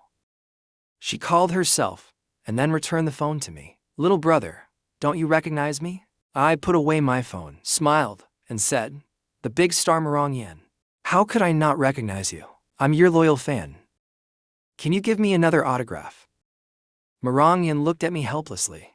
This man, upon seeing her, clearly didn't show the excitement of meeting her idol. Seeing that she didn't move, I stepped forward and hugged her. "If you don't want to sign an autograph, then just give me a hug instead." Morang Yan froze on the spot. This was different from the fans' excited and frantic hugs. I quietly held her in my arms. It was both a confession and a form of comfort. "You are truly amazing. Your brilliance gave many people the courage to face hardship. You gave many the strength to keep moving forward. I hope one day we can give you the same courage and become the strength that supports you." Su Yanbing watched me from the car handling the accident. And in the end, somehow even flirting with a woman, she immediately got out of the car with a darkened face. She pulled me out from the woman's embrace. Right at that moment, her assistant called in a rush. Su Yanbing took my car keys and dragged me away. Morang Yan stood there watching me, still thinking about the words I had just said. I smiled and waved at Morang Yan. My smile was like peach blossoms in March and a summer breeze in June, like all the beauty in the world. It froze into a painting under the warm-colored lights. Su Yanbing looked at me with a gloomy face. Her voice was ice-cold. Jiu Haoming, are you cheating on me right in front of me? You've got some nerve. I leaned in close and said, Yanbing, my life is in your hands now. You won't let me touch anyone else. Even if I wanted to, I wouldn't dare. Right now, all I think about is how to please you. How about tonight? I do something for you. I leaned in again. Sure enough, the next second, Su Yanbing was absolutely disgusted. She coldly opened the car door and shoved me inside. On the way, I received a call from my mom, Xiaoming. Why haven't you come home this late? I didn't want them to worry, but now I can't get divorced and I'm being threatened by Su Yanbing. There's no way I can go home every day now. So I had to reply, I'm not coming home tonight. Su Yanbing admitted her mistakes to me. I decided to give her another chance. Su Yanbing snorted at me through the rearview mirror. My mom already knew this would happen. She wasn't very surprised, just a little disappointed. Then go have dinner with her at our house tomorrow. I glanced at Su Yanbing in the passenger seat. I agreed for now, okay. My mom asked again with concern. Let me know if anything's wrong. Rest early, I replied. You and Dad go to bed early too. Don't worry about me all the time. As soon as I hung up the call, Su Yanbing's annoying voice rang out. I apologized to you. Apologized for what? I waved my hand with a smile. Just an excuse to pacify my parents. How could you be wrong? It's all my fault. Even though I was clearly annoyed, I still had to humor her, just to give her the satisfaction of tormenting me. If she was satisfied, life would be easier for me. But Su Yanbing pushed things further. She continued, I remember you used to love posting long emotional text on social media, little essays. Since you know you were wrong, write one tonight. No less than 3,000 words. The original host used to write those every day. Su Yanbing never even read them. Now that I don't love her anymore, and I've deleted all those old posts, she's forcing me to write again. All I could do was smile and say, I'll write it when I get home. As soon as I got home, I went straight to my room. I sent a message to Gur, Sister Wan'er. What are our chances of taking down Sucorp? Or how much would it cost to acquire them? In just a few years, Sucorp had become the local industry leader. There must be skeletons in their closet too. If I don't want to be at her mercy, I need to overpower her. I don't believe that as someone who transmigrated here, I can't beat her. In the novel, Su Yanbing destroyed the story. I'll destroy Sucorp. I may not be good at much, but I can let the plot master every cunning way to make money. Gur video called me, her face lit with a smile. You hate her that much now? The next second, seeing that I was no longer staying at the Jiu family, she realized she was wrong again. Show off. You went back to the house you bought for that woman again. I didn't hide anything. I told her about Su Yanbing, threatening me with a video. What video? Send it to me. I sent her the video, then calmly said, You probably didn't know about this, right? Gur stayed silent for a while. Looks like she really didn't know. Turns out Su Yanbing handled this privately for the company's sake, handled it quietly on my behalf. Seeing this, I continued. But now it's become leverage to control me. That's why I must bring her down and take back the chip she's holding. I remember that Jiushi has its own film and television production chain. Have someone send me a list of their contracted artists. Gur looked puzzled. What do you want that for? I smiled. I just thought of a great money-making project. It's hard to explain over the phone. I'll tell you more tomorrow. As someone who does writing as a side gig while working full-time, I had already been learning about the short drama industry. Several short dramas costing millions can go viral in just a day, and production time is short. You can film several in a month. The only selling points are good-looking leads, acting is average, and the plots are brainless but satisfying. They don't stand up to scrutiny, but people love watching them. In the era of short videos, short dramas are a goldmine. In this novel's world, short video just started trending, but short dramas hadn't taken off yet. Entertainment industry productions were still traditional. There were no popular rebirth or transmigration stories yet. I'll take all the viral short drama plots I've seen and film them all at once. Once the addiction sets in, no one else will catch up. After the call ended, I took a shower and immediately received the info by email. I opened my laptop and took a look. The company had just signed a batch of new talents recently. I decided to make time to visit the company. For now, I had to start turning those popular dramas into scripts. In order to get rid of the threat as soon as possible, I dove straight into action. While I was focused on writing, Su Yanbing messaged me. Why is writing 3,000 words so hard? Should I raise it to 5,000 words for you? I glanced at the time. It was already 11 p.m. This woman wasn't even asleep and still thinking about my little essay. She's seriously sick. Not wanting to disappoint her, I quickly posted a private essay visible to only her. Only she could see it. I think I'm getting more and more greedy for your body. Otherwise, I wouldn't find myself on this quiet night, thinking of your cold lips, wondering if they're as sweet as I imagined. That body of yours, always covered tightly. Is it really like I imagine it to be? Su Yanbing didn't expect me to be so shameless, so blatantly writing about my hungry fantasies of her. Her face turned black, then red, then black again. But soon she realized something was off. Normally when I posted, those classmates who always kissed up to me would like and comment. And this was prime phone scrolling time for them. But a while had passed already. Not a single like or comment. It was obvious I did it on purpose, writing it just to annoy her. Su Yanbing immediately replied, very well written. From now on, write one every day. When I saw the message, I gave up sleep and went back to writing scripts. I wrote to different openings, and 20 episodes for each. It was already past 5 in the morning. I was completely exhausted, saved everything, and collapsed into bed. Su Yanbing got up and saw there was no breakfast on the table. The whole downstairs was quiet. She turned the knob to my bedroom door, only to find the room still locked tight. She knocked on the door. I was exhausted, pulled the blanket over my head. But it was no use, the knocking continued. I was forcibly woken up in frustration. I got up and opened the door. What is it that can't wait? My hair was messy. I yawned nonstop, still looking a bit handsomely lazy. Su Yanbing looked at me coldly. Where's breakfast?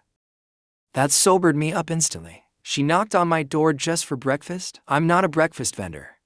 I walked up and hugged her tightly, disgusting her for revenge. There's no breakfast. Why don't you just eat me instead? Su Yanbing was momentarily dazed, but very quickly, that familiar nauseated expression returned. She snapped out of it and immediately pushed me away. You sure there's none? Su Yanbing's tone had a hint of threat. I gritted my teeth. I'll go make it now. Since I transmigrated here, I hadn't stepped into the kitchen. There weren't many ingredients in the fridge. I ended up finding a pack of noodles, boiled it with a few eggs. When I finished cooking, I found that woman had already left. I thought she wasn't going to eat, so I ate it myself, then planned to take a nap. Just then, Su Yanbing messaged, "Is it ready? Bring it to the office." Sure enough, this woman really knew how to torture people. I gritted my teeth, changed clothes, grabbed my laptop, and left. Before leaving, I saw the bank card she had placed on the divorce agreement was still on the table. I picked it up and put it into my pocket. Then I bought breakfast and delivered it to Su Group. Su Yanbing happened to be in a meeting. I placed it on her desk and left quickly.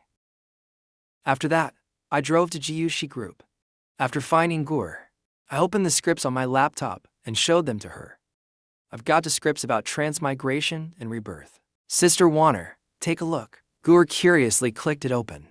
After just reading the opening, her face was full of disbelief. I pulled over a chair and sat down. I waited until she had almost finished reading before speaking. I planned to turn them into short dramas. I explained short videos and short dramas to her, and then talked about the future prospects. Right now, apps like Douyin are just taking off. The user base is already over 100 million. In the future, it will only grow. Gur watched me talk passionately about business. There was light in my eyes, a smile on my face, thinking back on the script she just read. For a moment, she wondered if the Jiu Heiress's in front of her was a transmigrator, if he hadn't switched souls. How else could he have changed so drastically? Seeing Gur staring at me in a daze, I reached out and pinched her soft cheeks. I have to say, with that skin and face, even a monk would feel tempted. Sister Wan'er, what do you think? Gur folded her arms and sat at the table. Well, since it's your idea, why don't you take charge of it? I nodded. No problem. I'll send you the scripts first. You can hand them to the directors to start prepping. I'll head over to the talent agency later to pick the leads. Help me give the agency a heads up. Gore looked at me, want me to come with you. I waved my hand. No need. You focus on your stuff. I'll find you if I need help. After saying that, I was just about to leave. Then I suddenly turned back. There's one more thing I want to bring Morang Yan on board. Gore leaned in, looking puzzled. Why suddenly him? I casually explained. I just think he's a rare talent in the entertainment industry. He's bound to become a big star. But his agent has always been his mom. Doesn't look like she plans to let him sign with an agency. Have someone draft a contract. I'll handle the negotiation with his mom. Gore looked at me, admiring my confidence. I was momentarily stunned. I had just left the company, getting ready to head to the talent agency, when I received a text from Su Yanbing. If you order takeout for lunch again, just wait to make the headlines.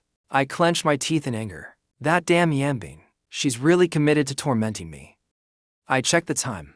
Then I went to a big mall, spent over $1 million of her money to buy gifts for my parents, then went back to the GU family for a meal. My mom was all smiles when she saw me return, and I even bought them gifts. She thought Su Yanbing came back with me. She looked toward the door several times and asked, "Hey, Oming, did you come back alone?" I waved my hand and said she didn't have time to come.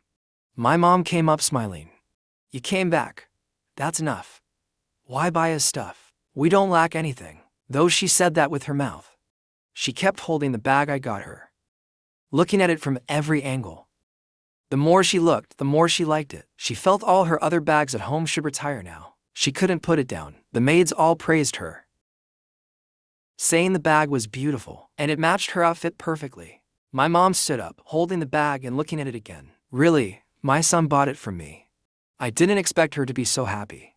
I thought rich moms didn't lack anything and wouldn't care about stuff like this. After the meal, I told Aunt Zhang to pack up the leftovers for Su Yanbing. When she heard it was for Su Yanbing, she was so surprised her eyes nearly popped out. "Young master, sending these to Miss Su might not be appropriate. How about I cook a couple of fresh dishes?" I waved her off. "No need, this is fine." While packing, she glanced at me. Back then, when I packed meals for Su Yanbing, I would always pick the best dishes for her in advance. I used to care so much. By the time I arrived at Sushi Group, it was nearly 1 p.m. I ran into the assistant. I directly shoved the thermal container into her hands. "This is President Su's meal." The 5th time Su Yanbing checked the time, someone pushed open the office door. She instinctively looked up to see the assistant, smiling as she walked in with the thermal container. "Mr. Jiu is bringing you lunch again." Su Yanbing's face turned even colder. "He's here." The assistant just waved and left. After eating takeout for several days, she actually kind of missed Mr. Gu's cooking. Seeing that Su Yanbing had no further questions, the assistant, as usual, hugged the thermal container and was about to happily leave. "President Su, if there's nothing else, I'll be going now." The next second, she was coldly stopped by Su Yanbing. "Where are you taking that?" The assistant looked at Su Yanbing with confusion. "I thought you didn't want to eat Mr. Gu's food." Sensing the cold and dangerous aura, she immediately shut her mouth. She placed the thermal container on the desk. "Please enjoy, President Su. I'll get back to work now." Su Yanbing leaned back in her chair, staring at the thermal container. She picked up the phone beside her. Meanwhile, I had just gotten into the car and finished talking with the director of the agency. Su Yanbing's call came in. "Buy me a cup of coffee from that place on Wanhwa Street. Bring it to me personally." I gritted my teeth. "Do your assistants not exist? You need me to handle such a trivial task?" Su Yanbing replied instantly. "An assistant would be wasted on this. You're just right for it." "Well, thank you then for reminding me I'm still useful." I hung up the phone and still went to the agency. The director led me in. I sized up the room from near to far, then walked toward a few of the girls. I raised my hand and touched the face of the girl standing on the far left, then pinched her arm. Her arms were a bit chubby, but with some training, you'll improve. The girl's face instantly turned red. I then looked at the girl next to her, raised my hand and pinched her chin, examined her left and right, and pinched her waist on the right side. "She's a bit chubby too. Needs to lose some weight." The girl couldn't help but ask, Do you really need a good figure to act? I glanced at her. That depends on what role you want to play. If it's just background roles, not really. But if you want to play an idol-type female lead, you need both good looks and figure. I didn't expect the difference between real life and photos to be this big. It's not that their looks are terrible, but their body shapes don't meet the standard. These short dramas are cheaply made, and the pay is ridiculously low. No well-known actor would want to do them. Newcomers can only rely on appearance. If your looks don't appeal to men, even I don't find them good enough, how could the audience be satisfied? That's why both the male and female leads must look good. Once I finished examining everyone, I officially started to explain my purpose. I'm planning to film a few dramas soon. Not the usual kind with episodes over 30 minutes, but short-form video dramas. Before I even finish introducing it, Su Yanbing messaged me again. Buy me a coffee. Did you go abroad to get it? I immediately replied, traffic jam, don't rush me. Give me another half hour. Then I locked my phone and continued introducing the project. Each script takes around 7 to 12 days to shoot. The pay ranges from 600 to 10,000 a day depending on the role. If you want to hone your acting skills, you can sign up with the director. Since Su Yanbing was threatening me, I quickly wrapped things up and rushed off. When I arrived at the company, the delivery guy was already waiting outside the office. I walked up and gave him a tip, grabbed the coffee, and rushed upstairs. As I pushed open the office door, Su Yanbing shot me a cold glare. I didn't mind it at all. I handed the coffee over to him. Then I put on a smile. Sorry for keeping my dear wife waiting. There was still a bit of sweat on my forehead, and my breathing was slightly rushed. I had rushed up in a hurry. Su Yanbing glanced at the coffee on the table. Did you poison it? The next second, I picked it up and took a sip, still smiling as I looked at her, though the smile didn't reach my eyes. Wife, are you reassured now? Su Yanbing's face turned even colder. She looked at me, then at the coffee I drank. I walked around the desk and approached her, putting on a flattering tone, dear wife. Do you need anything else? Want a hug or a kiss? Su Yanbing leaned back in her chair to create distance. She stared at me coldly, looking at how guarded and hostile she was. I didn't have time to feel happy. Before I heard Su Yanbing say, I invited some friends over for dinner tonight. Go home and prepare it. I clenched my teeth and held back my anger. Still wearing a service smile, yes, dear wife. How many friends? Chinese or Western cuisine? Su Yanbing casually waved her hand, 5 or 6. Do whatever you want. I nodded, all right then. Dear wife, I'll go prepare dinner now. As soon as I turned around, I dropped my smile. This damn Yanbing can't keep watching and torturing me like this. I have to give her something to do. Let her shift her focus to the male lead. After I left, Su Yanbing picked up the coffee from the table and took a sip. Only after drinking did she suddenly remember I had taken a sip too. Her expression immediately darkened like a storm. A raging storm, even. She immediately placed the coffee far away. Didn't take another sip. That night, when Su Yanbing got home, she heard loud, upbeat music playing in the living room. She entered but didn't see any sign of me. The smell of food was coming from the kitchen. She walked to the kitchen door. She saw that at home, there were 2 beautiful women cooking. One of them dipped a dish in sauce and had me taste it. I ate while praising how good it was. You're so pretty. And you have such a great figure. You don't look like a chef at all. I thought I got scammed. Didn't expect you to have real skills too. The woman smiled and said, Young Master Boo, what do I look like I do then? I smiled and said, with your looks, it'd be a shame not to be a model. As we chatted, I felt a chilling sensation on my back. I instinctively turned around and saw Su Yanbing's face cold as ice. Like I owed her billions. Just as I walked over, Su Yanbing curled his lips into a sneer. I told you to cook, and you bring 2 women home instead. You really know how to enjoy life. Should I call a few more for you? Su Yanbing was about to pull out her phone. I quickly held down her hand. What enjoyment. My cooking is too bad to serve. I was afraid I'd embarrass you in front of your friends. So I hired 2 chefs. I'm not an idiot. If I were really seeing women, would I bring them home? Just then, the doorbell rang. Su Yanbing gave me a warning glance. and pulled her hand back. I immediately went to open the door. At that moment, Su Yanbing's phone rang. She took out her phone. I glanced over and saw it was a call from Lu Jinnian. I couldn't help but perk up my ears. Turns out Lu Jinnian had just gotten home and received a local delivery. A bouquet of flowers and a package. She opened the delivery, and inside was a choker necklace, along with a card. It said, "Zhao Nianian, I like you. I dream of you every night. I really want to see you. This is a gift I carefully picked out for you. I think you'll look very charming wearing it." Lu Jinnian immediately thought this person was a creep. It felt like someone was watching the place. It sent chills down his spine when he called Su Yanbing. His voice was trembling. "Sister Yanbing, can you come to my house and deal with this?" Su Yanbing picked up the phone with a puzzled look. "What's wrong? I think I've encountered a pervert." When I heard that word, I almost burst out laughing. I bit my lip and held it in. When I saw Su Yanbing end the call, I quickly went to help bring the dishes to the table. In 2 years of marriage, this was the first time Su Yanbing invited friends over. And after the affectionate scene between us last time, his girlfriends naturally assumed we had finally become a real couple. As soon as they entered, they started handing over gifts. When Momo pulled out a 50,000 yuan romantic hotel card and stuffed it into Su Yanbing's hand. "Sister Yanbing, this is from the heart, don't be touched." Lin Xinyao brought a mysterious gift bag.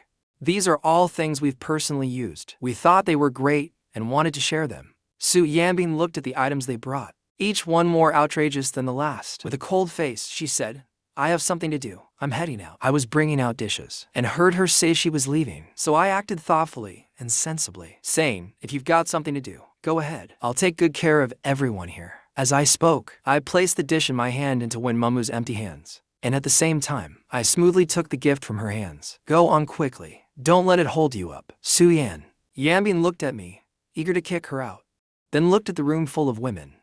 She reached out and grabbed my hand. "You're coming with me." The group of girlfriends was stunned. She's even taking Jiu Haoming with her to run errands. Their relationship must be that close already. I frowned and looked at her. "You're going on an errand. Wouldn't it be inappropriate for me to go? Besides, we still have guests at home." As the host, I can't just ignore them. I wanted to refuse. After all, this whole thing was set up to increase Su Yanbing's closeness with Lu Jinnian, to make him anxious about the male lead. I spent time and money to fabricate this fake obsessive fan. If I went along, how would those two get a chance to bond? Su Yanbing looked at a few girlfriends. "Entertain yourselves," she said, then pulled me away, so quickly that I didn't even have time to set down what I was holding. It wasn't until I was shoved into the car that I noticed. These gifts were all romantic hotel vouchers and adult toys. Even someone as thick-skinned as me couldn't help blushing. I immediately shoved everything onto Su Yanbing. She could make good use of them tonight, so I really couldn't go with her. I looked at Su Yanbing and calmly said, "If both of us leave, what if they tear the house down? I'll stay and entertain them. You go do your thing." Su Yanbing glared at me like he could see right through me. She tossed the stuff into the back seat and started the car. I said with a hint of helplessness, "I didn't even bring my phone." But Su Yanbing acted like she didn't hear a thing. Soon, we arrived at Lu Jinnian's place. I was still thinking of getting Su Yanbing to go handle it while I waited in the car, but then she took the keys and got out. I sat in the car, watching her walk away without even looking back. I couldn't hold back my curiosity and followed her quietly. Standing outside the door, I secretly watched the scene unfold. Lu Jinnian was pacing around nervously. When he saw Su Yanbing arrive, it was like seeing a savior. He immediately rushed forward and handed him the card, then told him the whole story. At some point, the deliveries were only showing Lu Jinnian's address. Su Yanbing pulled up the security footage, then made a call to have someone track the delivery driver using the license plate number. Then she put away her phone and looked at Lu Jinnian.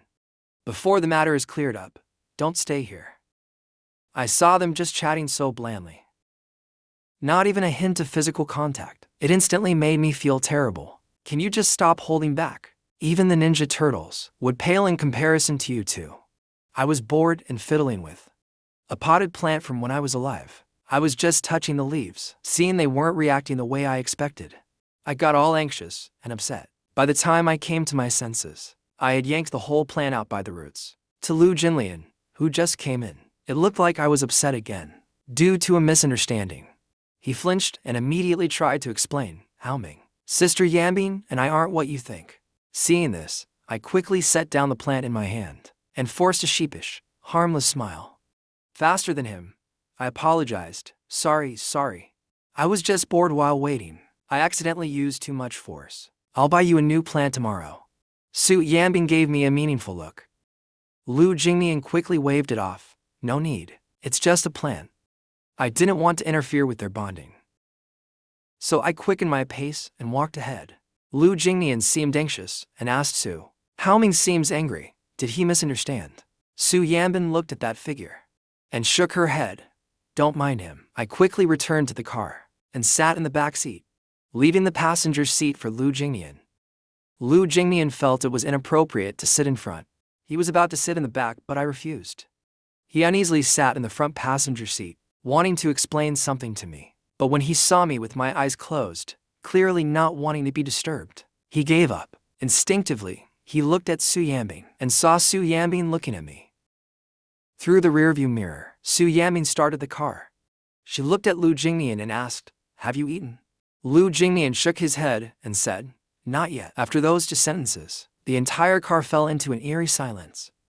I peeked at them a few times, but didn't see any further interaction between them. I even wished I could turn invisible, manually push their heads together to make them kiss. Meanwhile, when Mumu was chatting with a few close friends, doesn't it seem like Su Yanbing is someone now? She had something to handle, and even took Jiu Haoming with her. What does that mean? Lin Xinyao laughed and said, "What else could it mean?" She's afraid you'll make a move on her husband. Qin Shi waved her hand. I bet they won't come back once they leave. Should we just leave? When Mumu pouted, I already gave my gift. Why should we leave? Not only am I not leaving, I'm going to eat him out of house and home. When Mumu had just pulled out the most expensive red wine from the cabinet, ready to open it in celebration. When she saw me return, my face looked bad and I was walking fast. Su Yanbing and Lu Jinnian followed closely behind. All three of us looked out of sorts. I drank a big glass of water, and only then did the fire in my chest ease a little. Afraid that Su Yanbing would find some clue, I even went to get cash on purpose. Spent money from my own card.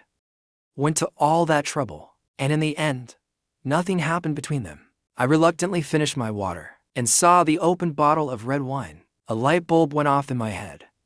I suddenly had a brilliant idea. Get them drunk and let things spiral from there. Lu Jinnian's first instinct was to call Su Yanbing.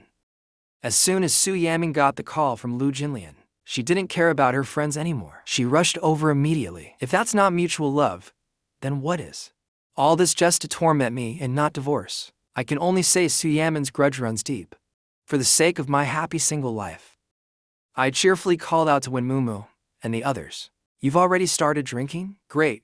I'll grab 2 more bottles. Tonight, no one goes home sober. The 3 of them stared at me, confused, as I happily went to get more wine. When Mumu looked confused, is Su Yanbing bringing her husband to pick up her love rival? Qin Shi smirked mischievously.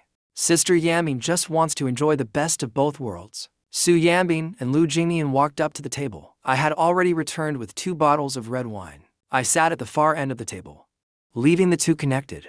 Seats next to each other open for them. Su Yanbing sat in the middle. Lu Jinnian sat beside her, a bit nervously greeting everyone. When Mumu politely said, "I've heard of movie star Lu for a long time. Finally got the chance to meet you today." I immediately jumped in and said, "Then you've got to toast him, at the very least." Su Yanbing gave me a sidelong glance, her expression amused yet faintly mocking. Everyone else turned their eyes to me too. I looked back at them, feigning innocence. Did I say something wrong? A toast is expected, right? I quietly smiled, raised my glass. Mr. Superstar, a toast to you. It was Lu Jinnian's first time eating with Su Yanbing's friends, so of course he couldn't refuse. He politely clinked glasses and took a sip. I immediately picked up the wine bottle, stood up enthusiastically, and went to refill his glass. Lu Jinnian quickly waved his hand. "Haoming, no need. I can do it myself." Smiling, I filled up his glass. "You're an honored guest personally brought by Su Yanbing. How could I let you serve yourself?" Su Yanbing finished her glass of wine and gave me a faint, unreadable look. There was a hint of something unclear in her eyes. The others looked completely lost. unsure what was happening. After pouring the wine, I looked over at Lin Xinyao, next to Wen Mumu. Aren't you going to toast the celebrity? Lin Xinyao curled her lips into a smile, raised her glass and said, I'm not someone without manners. As Lin Xinyao was about to toast Lu Jinnian, Su Yanbing gave her a cold look. If you want a drink, drink it yourself. Then she looked at Lu Jinnian. You don't need to respond to them. It's fine. But Lu Jinnian still raised his glass. I can drink. Chen Xiu immediately raised her glass to toast Lu Jinnian. I'll toast the superstar too. No one wants to be seen as rude. Lu Jinnian ended up drinking several glasses in a row. I returned to my seat and encouraged everyone to eat, then shifted the focus onto Su Yanbing. I hadn't even come up with an excuse yet, when Su Yanbing coldly stared at the three across from her. Is it polite to only toast him and not anyone else? The unspoken meaning, toast me too. It was clearly her way of sticking up for Lu Jinnian.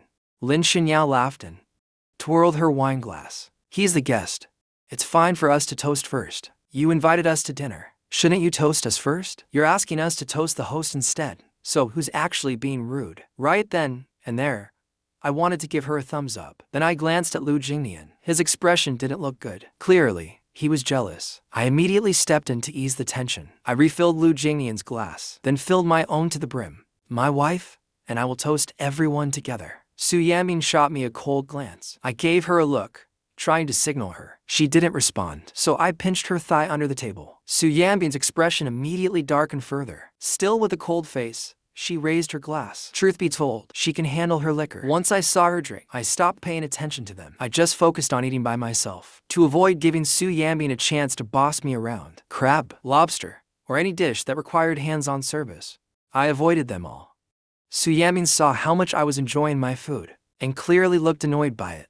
She kept shooting me icy looks, the kind that could freeze a person to death. When she looked at me again, I misunderstood her intentions. Do you want some too?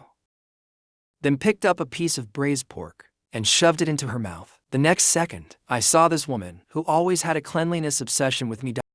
Her face turned even uglier. I couldn't feel more satisfied inside. I glanced at Lu Jinnian again, and casually took another sip of wine.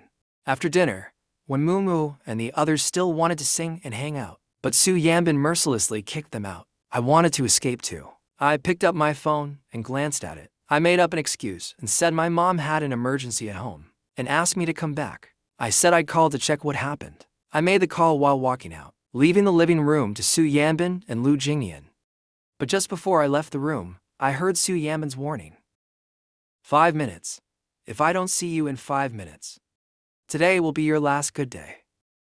I gritted my teeth in anger. This woman's not thinking about her own man. Why is she so fixated on me? Off to the side, Lu Jinnian, looking dizzy, stared at Su Yanbing. Clearly, he was drunk. Su Yanbing glanced at the time on her watch, then looked at Lu Jinnian. I'll have your assistant come pick you up. Just as she said that and was pulling out her phone to call, Lu Jinnian suddenly stood up and knocked the phone out of her hand onto the floor. Sister Yanbing, can I stay? Su Yanbing kept her distance, annoyed, and said coldly, then let my assistant stay with you.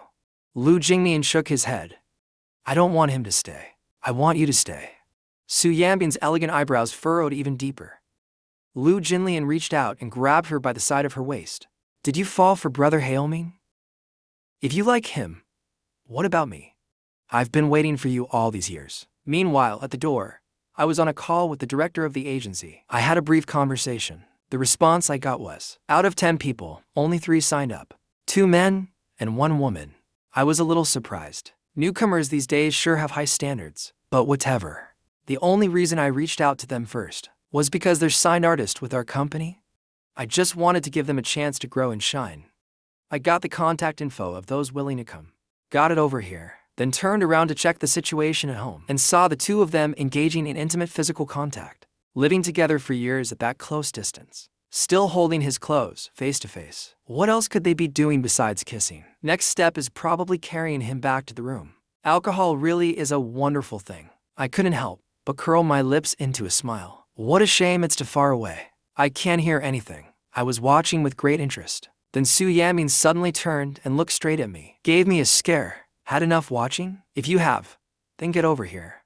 I was a bit speechless. doing that kind of thing but still remembered to look around. What do you want calling me over? I reluctantly walked over. Su Yanbing was expressionless.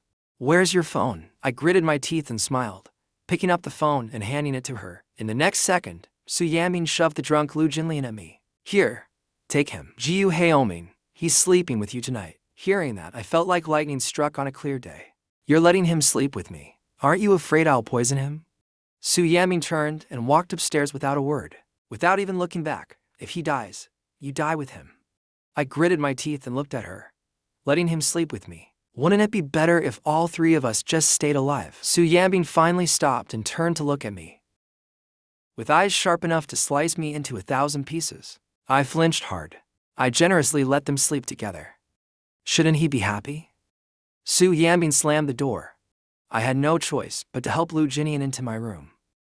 Lu Jinnian wouldn't let go, hugging me tight. He thought I was Su Yanbing. Yanbing, I like you. I recorded the voice and sent it to Su Yanbing, planning to add some fuel to their romance, but ended up shooting myself in the foot. Su Yanbing replied instantly, You that free? Have you written today's little essay for your moments? You seem to be good at praising women. Writing 500 words of praise shouldn't be a problem. I gritted my teeth and took a template praising a woman's appearance from a novel and copied it, then added some extra flirtatious lines. To gross him out, your face is like a divine masterpiece. So perfect even the heavens can't compare. You're the beauty from a triple set out of 4, and the missing one is in the Pacific Ocean, made up of the drool I've shed for you. Can you please stop stealing my soul? After sending that message, I turned off my phone completely. Then I saw Lu Jinnian's fair, delicate face moving close to mine. I glanced at him in disbelief. No wonder he's a top celebrity right now. That face is even prettier than most beauties. His skin looks like it could drip water. Lu Jinnian murmured softly. His gaze toward me was full of longing. I liked you from the moment I first saw you. I really like you so much. Then he puckered his lips and leaned in to kiss me. Hey. Lu Jinnian, what are you trying to do? Just when I was panicking, Su Yanbing opened the door and stepped out from room 1202. HEIRESS. She froze mid-sentence when she saw the scene. The next morning, I headed out early. There's still a year left until the business war between Su Group and Gucci Group. In the meantime, I have to build up my company's strength.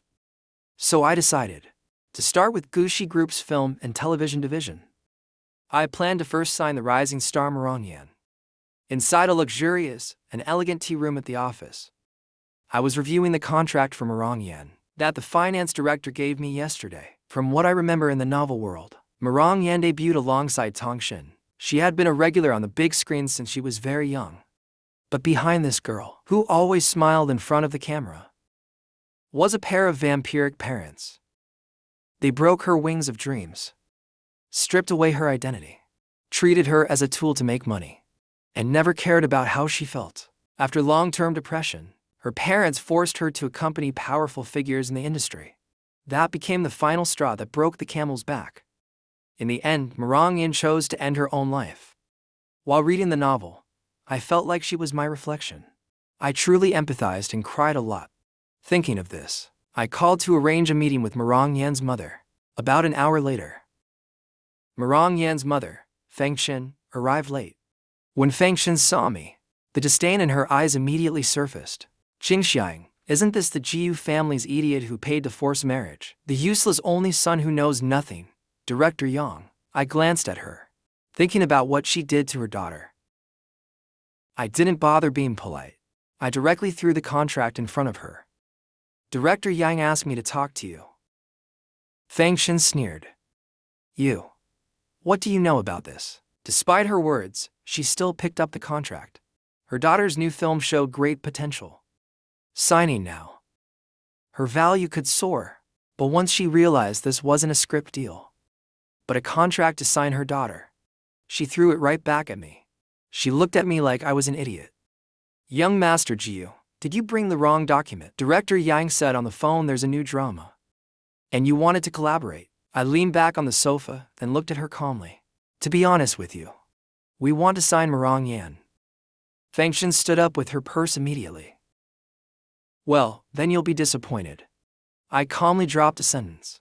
Your daughter has severe depression. Then I spoke slowly. The entertainment industry doesn't lack actors. Your daughter just made a bit of progress. But if the secret gets out, do you think anyone would still take the risk to cast her in a film? Fang Qin's face turned pale instantly. Then she turned to look at me. How do you know that? I rested my hand on the sofa and looked at her calmly. I saw your daughter self-harming. And that's not even close to all I know. For example, you and your husband are addicted to gambling. When you run out of money, you force your daughter to act or accompany men for drinks, completely ignoring her depression. If this were exposed online, what do you think her fans would do? Over 1,000 suicide notes, each one detailing every incident. They're all bargaining chips I now hold against Fang Qin. I looked at her calmly, unhurried. Fang Qin's legs completely gave out this time. Did Wan'er tell you? You think if she were willing to tell someone? I sneered. Would we still be waiting till now? I couldn't stop the surge of emotion in my chest. It felt like I saw that desperate girl before her death once again. Gritting my teeth, I continued. There are no secrets that never come to light. I just put in a little more effort to reach her. She sees you as her mother. She didn't want you to become the center of public scorn. Even when she self-harmed, she only did it where no one could see on her thigh. Think about it carefully. Do you want to become the rat everyone wants to beat up and let your daughter disappear from the entertainment industry? Or do you want to keep making money off her? With that, I stood up, took a few steps, then couldn't help but squat down and sneer at her. I'm really curious. How could you bear to keep exploiting her when you clearly saw her suffering from depression? When you carried her for 10 months and gave birth, was it out of love or just to create a money-making tool? Back then, I also wanted to ask the same of my former parents, but I never got the chance.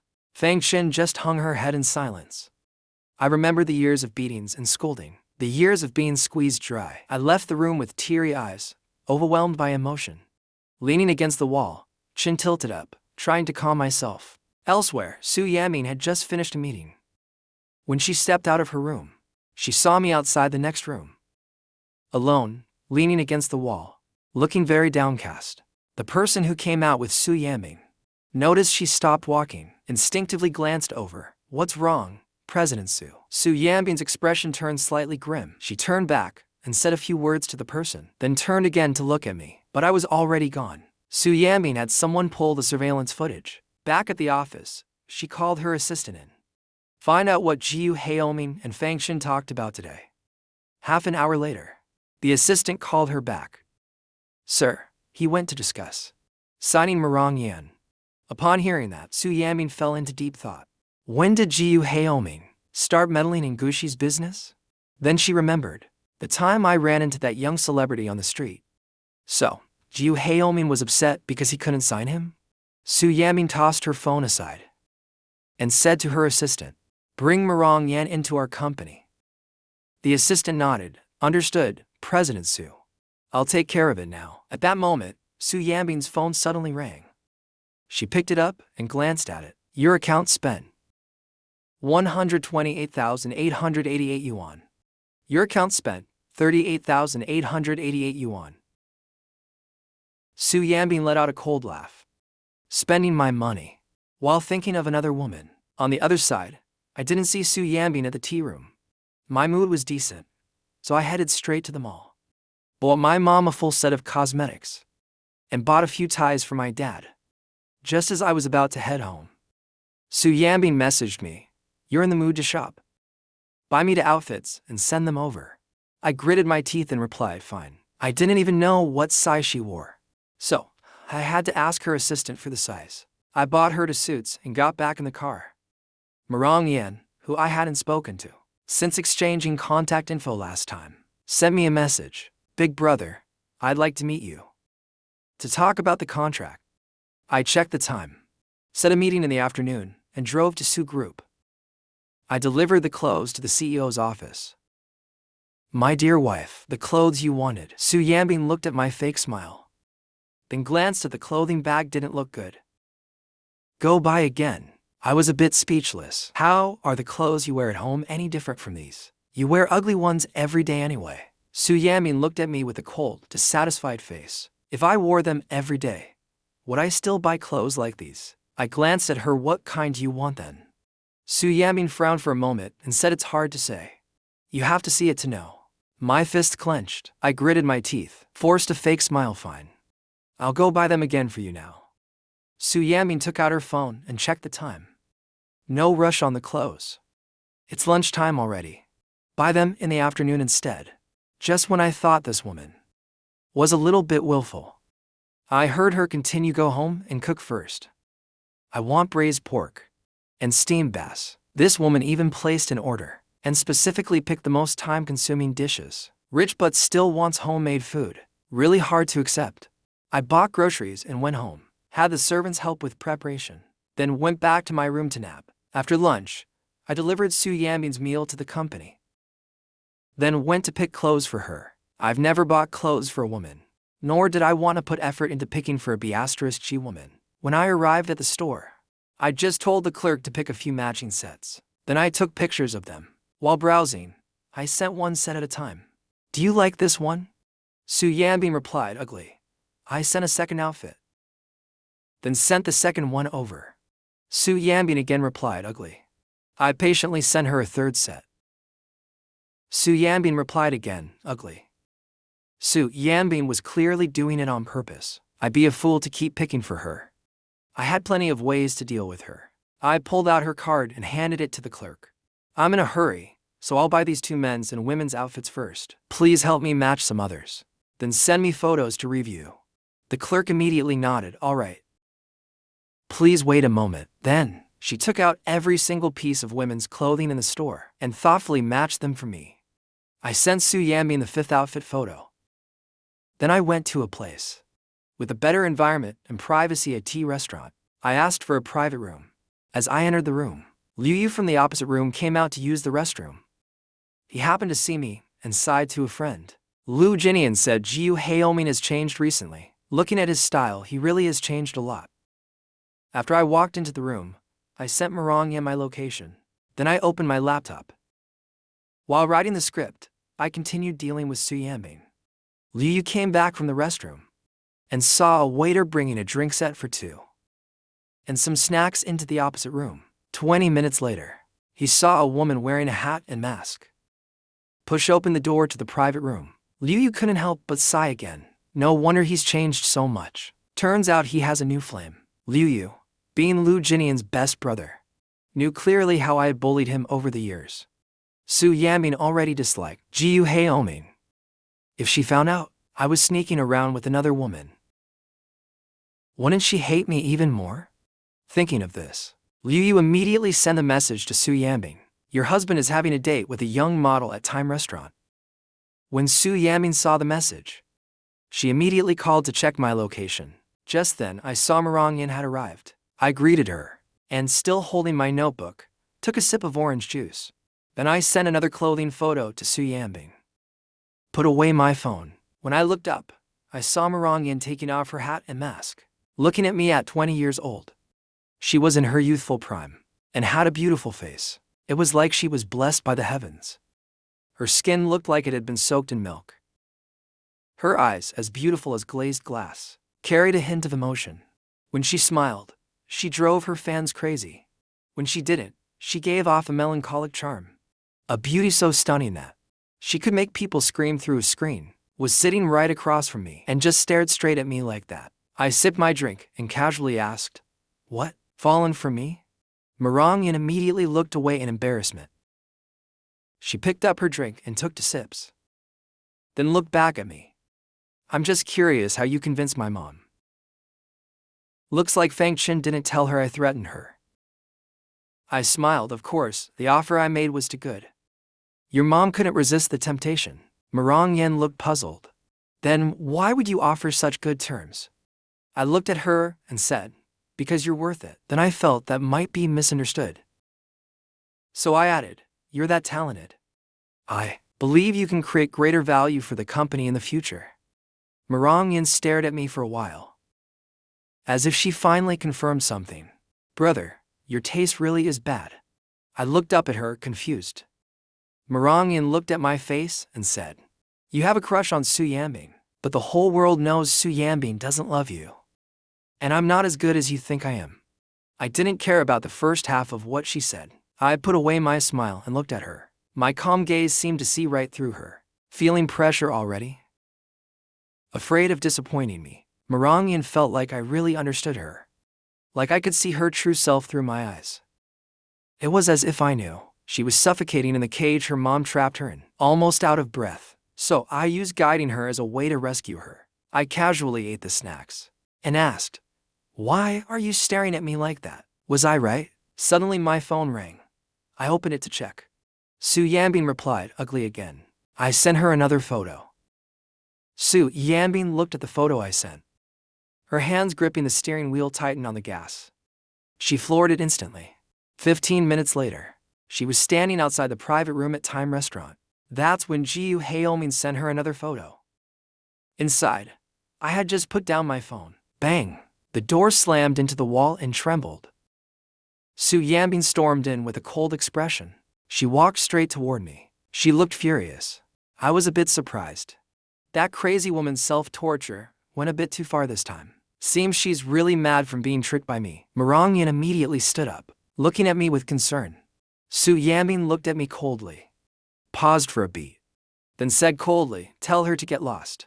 I looked at Morang Yan without fear and gestured for her to leave. "You should go now." Morang Yan looked at me, then at Su Yanbing. I gave her a reassuring look.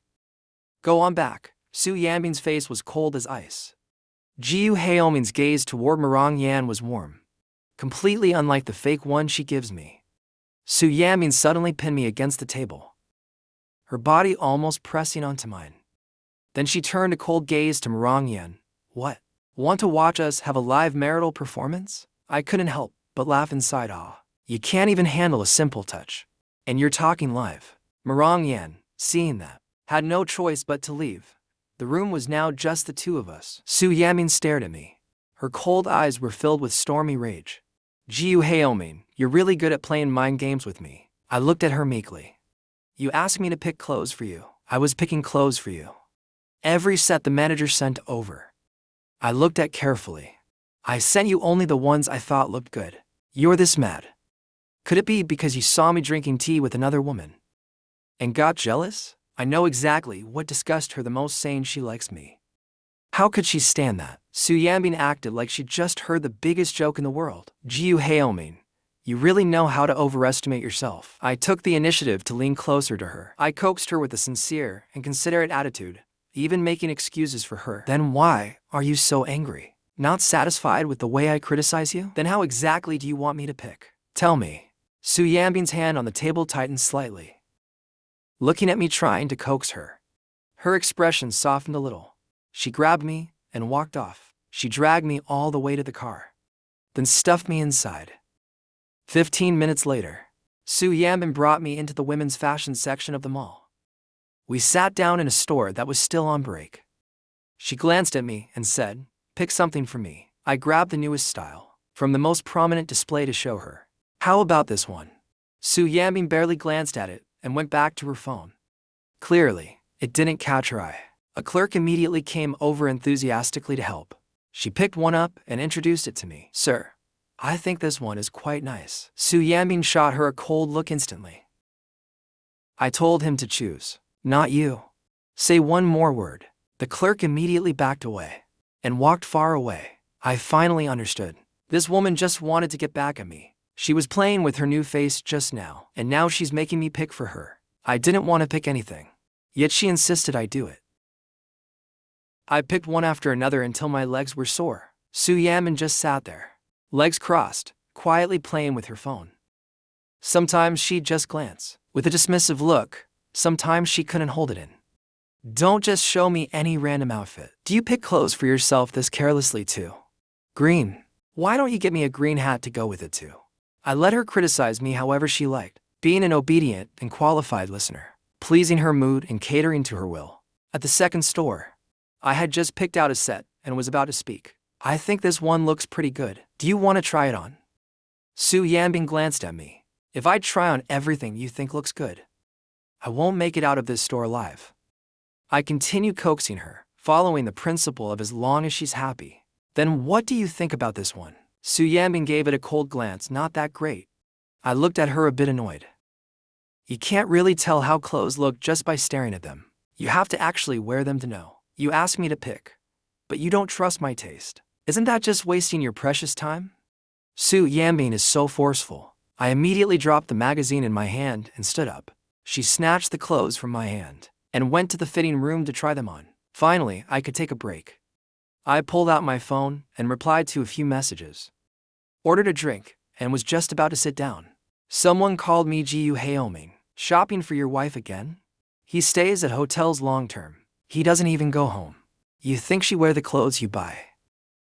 His words were full of mockery and smugness. I couldn't help but feel a surge of jealousy. I dug into the original owner's memories to recall this person. Yes, this is Lu Jinnian, the guy from high school who always tried to compete with the original owner. The young master, Lu Jinnian, a relative from Su Yanbing's maternal side. I couldn't be bothered to argue. I casually brushed him off. Right? You and your wife are a perfect match. So loving and well-matched. It makes me tear up from envy. Why don't I take a picture for you? You can post it on your social media. Let others envy you too. Lu Jinnian was both surprised and delighted. Normally we'd argue for several rounds, but this time, I surrendered right away. Seems like Su Yanbing really hurt me. Even the young master's pride is gone. He immediately felt even more superior. He looked at me with even more pity. I'm not showing off my love life. I just pity you. You've been chasing Su Yanbing for years. She won't even touch you. Trying to wake you up. Throwing yourself at her like that is just pathetic. The original owner's forced proposal is known across the entire internet. Wherever she goes, passers-by would point and gossip. Many just watched for fun, and a lot more stirred the pot even further. Exactly, it's too disgraceful. You've completely embarrassed all men. If it were me, my mom would probably rise from the grave in anger. Lu Jinnian was even more pleased after hearing their remarks. Did you hear that? HEIRESS. Think about your parents. Don't turn yourself into a joke and drag them into becoming one too. I looked at him indifferently. Thanks for your thoughtful concern, but don't waste your energy on me anymore. Pay more attention to your own wife and focus on living your own life. Don't be clueless while a whole grassland grows on your head. Lu Jinnian laughed in anger, like he just heard the joke of the century. A grassland on my head. The woman beside him looked mocking. She glared fiercely at her husband. This guy is just bitter about his own unhappy marriage. Seeing us doing well makes him unbalanced. He just wants to stir trouble. We better stay far away from people like him. Lu Jinnian nodded. Sneered, even your desperate chasing got rejected. So stop embarrassing yourself gossiping in public. No wonder Su Yanbing doesn't like you. She likes Lu Jinnian instead. I was so amused by his stupidity I almost died laughing. I looked at him. So what? I'm richer than you, better looking than you, and I don't have a green hat. Besides, my wife and I are doing great. As I spoke, I pulled Su Yanbing next to me into my arms. Su Yanbing stared at me coldly. The tag slapped against my neck. I held back and didn't reach for her. Instead, I reached into the back of her neck for the tag. In that moment, Lu Jinnian and his wife, who had just gotten up, were stunned. The onlookers were shocked too. Wasn't he the one chasing? Wasn't Su Yanbing supposed to dislike him? Gossip really is unreliable. At that moment, I leaned toward Yanbing. To tell the truth, I dreamed of kissing you last night. The next second, as expected, Su Yanbing pushed me away. She gave me a cold glare, then swept her cold gaze toward the bystanders. Only then did the crowd begin to disperse. Su Yanbing took out her ringing phone. She answered. It was her assistant, President Su. Morang Yan has already signed with Story. Su Yanbing glanced at me sipping fruit juice on the side. Then gritted her teeth and said, then go poach her for me. I finished a glass of iced juice, feeling refreshed as I looked at Su Yanbing. She was staring at me with a sour expression. I was a bit confused. What could have made her this angry? Is she about to tell me to get lost? I waited for her to speak. Instead, Su Yanbing changed out of the clothes and told me to go pay the bill. After I finished paying, Su Yanbing turned and entered a shoe store. She sat down and stared at me with the tone of a commanding queen. What are you standing there for? Pick some for me. I brought her a pair. How about these? Su Yanbing sneered coldly. You can't tell by just looking. You have to try them on to know. I handed her the shoes. Su Yanbing gave me a cold glance. You do it. Now I understood. When clothes couldn't torture me enough, she moved on to shoes. Truly wicked. I clenched my teeth and squatted beside her with a smile, squeezed her calf, lifted her foot. Su Yanbing glared at me coldly as I helped her into new shoes. How is it? Su Yanbing glanced and said, not great. I looked around the store, didn't want to serve her anymore. But Su Yanbing wasn't going to let me go. Since I couldn't choose, he made me try every pair one by one. I kept trying them on for her, while cursing her ancestors under my breath. Su Yanbing dealt with to-work messages. In the besties group chat, when Mumu sent a photo, it was of Su Yanbing and me at the mall. A side profile photo where our eyes met. When Mumu also shared a news article. Su Yanbing doesn't like HEIRESS. I clicked on the link. That same photo was there, along with other ambiguous pictures. Su Yanbing was one of the people involved. No one knew better than her, but the vibe in the photos created the illusion of romance. Even she was momentarily swayed. The comments section completely bought it. These netizens really know how to twist words.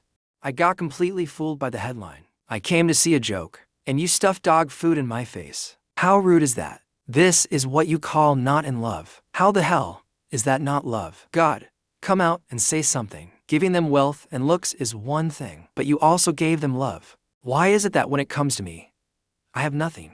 Which direction do I pray in to get a woman like that? Bro above, I've tried. Dreaming about it works faster. The assistant saw the trending post about President Su and Mr. Jiu. She immediately called to have it taken down. She's worked with President Su for years and knows she hates trending with Mr. Jiu the most, especially when the topic is about them being sweet. Every time it happens, she orders it removed. If it's not taken down quickly, the assistant gets scolded and loses her bonus. At this time, Su Yanbing and I had already returned to the office. The assistant brought over documents for her to sign. She said smugly, President Su, you and Mr. Jiu are trending again. But I reacted fast. I immediately had it taken down. It's no longer on the trending list. Su Yanbing looked at her coldly. The assistant waited but heard no praise. She looked at her again, puzzled. Something felt off. Then Su Yanbing sneered and said, seems like you've been quite idle lately. In one day, I want to see all the information on the North Suburb project. The assistant was dumbfounded. She could only grab the files and quickly leave. Su Yanbing picked up her phone. Su Yanbing doesn't love HEIRESS. It really was gone from the trending list. Meanwhile, after being tortured by Su Yanbing for so long, my urge to bring her down was overwhelming. So I ran straight to Story Group to find Boer. It was blazing hot outside. Once I entered, I flopped into a chair, grabbed a file from the desk to fan myself. Boer glanced at me and turned the air conditioner down a few degrees. Weren't you on a date with Su Yanbing? Why are you here? I thought about the trending post with comments saying Su Yanbing and I were sweet and loving. Even now I still don't get it. She looks at me like I disgust her. How does that get mistaken as love? I looked up at Gur. If I were really dating her, would I have time to come find you? Gur looked at me and asked, could it be that she's falling for you? I shook my head. There's no way she likes me. Gur's eyes flickered slightly. How can you be so sure? I put the file back on the table. I've been circling around her for years. Would I not know who she likes?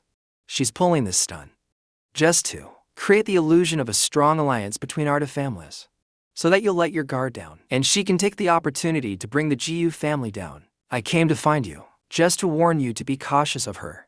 She's threatening and tormenting me so I won't divorce. That means she's definitely sticking to her original storyline. Take down the Jiu family and leave me with nothing. I have no choice but to be more cautious. Has the company discovered anything suspicious? Gur waved her hand. No, the projects are all fine. I was a bit surprised. If nothing turns up, and I can't stop the female lead schemes, then I'll just have to earn more money. Gur looked at me being overly anxious. She couldn't help but ask, that time travel novel you showed me last time, how does it end? I looked at Gur and said, I don't know either. The author hasn't finished it yet. If you're interested, once the author finishes and sends it to me, I'll let you read it. After saying that, I left the company and drove back to the Jiu house. In the book, after Su's group acquired Zifeng Pharmaceuticals, Zifang's stock kept dropping for several consecutive months. It triggered a long continuous suspension. In less than half a month, the stock value doubled on the market. According to the novel's plot, the acquisition should happen within these few days, but I had no excuse to tell Gur, so I could only buy it myself. When I got home, Aunt Zhang said, my mom had spent the whole afternoon reading gossip online about Su Yanbing and me. She spent all afternoon on it. Her mood instantly became complicated. When she saw me come in, my mom finally put her phone down. She immediately told Aunt Zhang to prepare dinner. She wanted Su Yanbing to come over for dinner tonight. I really didn't want Su Yanbing to eat at our house. She's trying to bring down the Jiyu family. She doesn't deserve to eat our food. But even more, I didn't want to cook for her at her place. So I sent a message to Su Yanbing. My mom wants you to come over for dinner tonight. Su Yanbing replied instantly, no time. I felt totally relieved after reading that. No time means she's probably off explaining the trending news to Lu Jinnian, and I don't have to cook for her. Su Yanbing finished her work. She glanced at the time, then checked the message again. That woman just saw the message and replied no time. Looks like she really didn't want to go. She put her phone away and stood up. By the time she arrived at the Jiyu house, it was 5:30. In the past, whenever she came to the Jiyu house, my parents would always subtly lecture her. They'd make her feel constantly threatened. Later, when she didn't have to suffer that pressure anymore, she never came again. As soon as she walked in the door, she saw Gur and me chatting on the sofa. She couldn't hear what we were talking about, but the smile on my face was completely different from the fake one I usually gave her.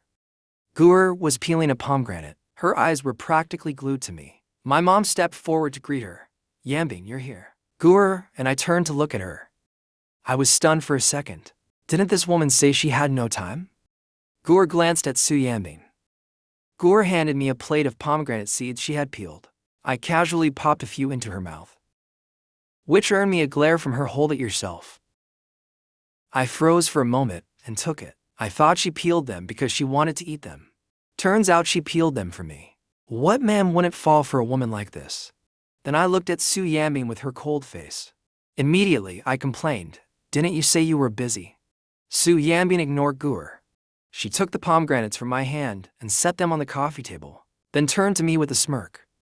I wanted to give you a surprise. She emphasized the word surprise. And then, as if no one else were there, she wrapped her arm around mine. She leaned close to my ear and whispered, if I'd known I was interrupting your flirting, I wouldn't have come. I glared at her. Don't talk nonsense. Su Yanbing frowned at me. Watch your tone when you talk to me. I was annoyed. If my family weren't here, I would have lunged at her just to disgust her. Really give her a taste of how annoying I can be. My mom saw Su Yanbing arrive, and her eyes lit up with joy. Come eat. Only then did Su Yanbing finally let go of me. It had been a long time since she'd had dinner at our house. My dad had a lot of resentment toward her. He didn't say a word to her at the table, but my mom, for her son's sake, still treated her like a VIP. She smiled and greeted her warmly. Gur silently observed everything. In the past, I used to pile food onto Su Yanbing's plate, endlessly, always giving her the best bites. Over and over again, all the good food went to her. Now I just focused on enjoying my own meal. Su Yanbing couldn't help but glance at me. Seeing that, my mom couldn't help but remind me. Hey Oming, don't just eat by yourself. Take care of Yanbing too. I was speechless. She's already in her 30s.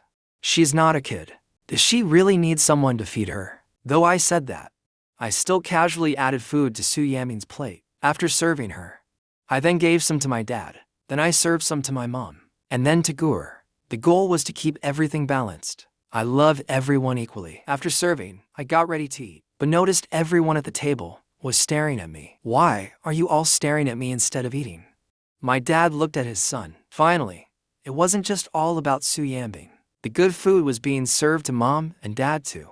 They finally broke into a happy smile. After dinner, Su Yanbing said goodbye to everyone and left. I hadn't slept well for 2 days. I took a shower and planned to get a good night's rest. Su Yanbing messaged me.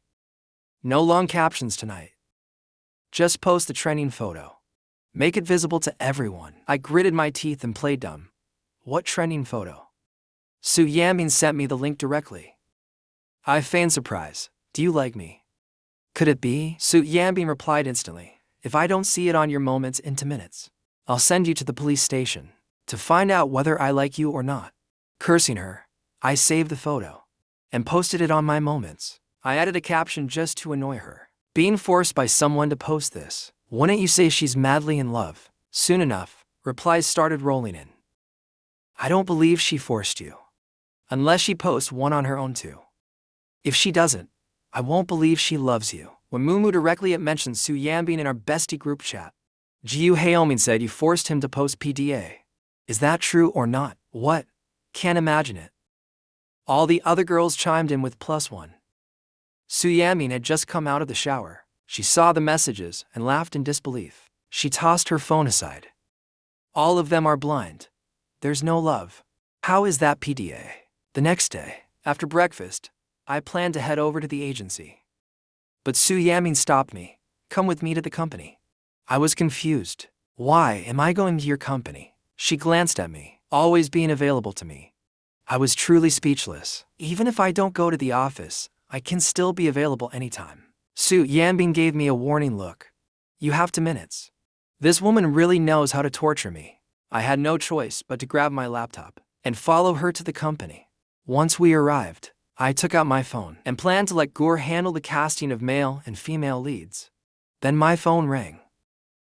Morang Yan sent him a message. Brother, I heard you're making a drama. Can I act in it? I was stunned. The one I'm making isn't a traditional TV drama. The entry bar for short films is low, and the requirements are also low. After sending that, I felt Su Yanbing's cold gaze on me. I immediately switched my phone to vibrate. Morang Yan replied again. Can I act? I was a bit puzzled. She can act, sure, but having her in it would be such a waste of talent. I have better plans for her. Besides, there's almost no pay for short dramas. The shooting time is tight. The actors are all new and have almost no acting skills. Morang Yan kept saying, I know. I still want to act. Didn't you say I'd have full freedom of choice? I felt a bit helpless, realizing she still wants to act. Morang Yan smiled. If it's something you believe in, it must be good. I can't miss it. I felt emotional inside. Wasn't she the one saying I had bad taste yesterday? I owe her.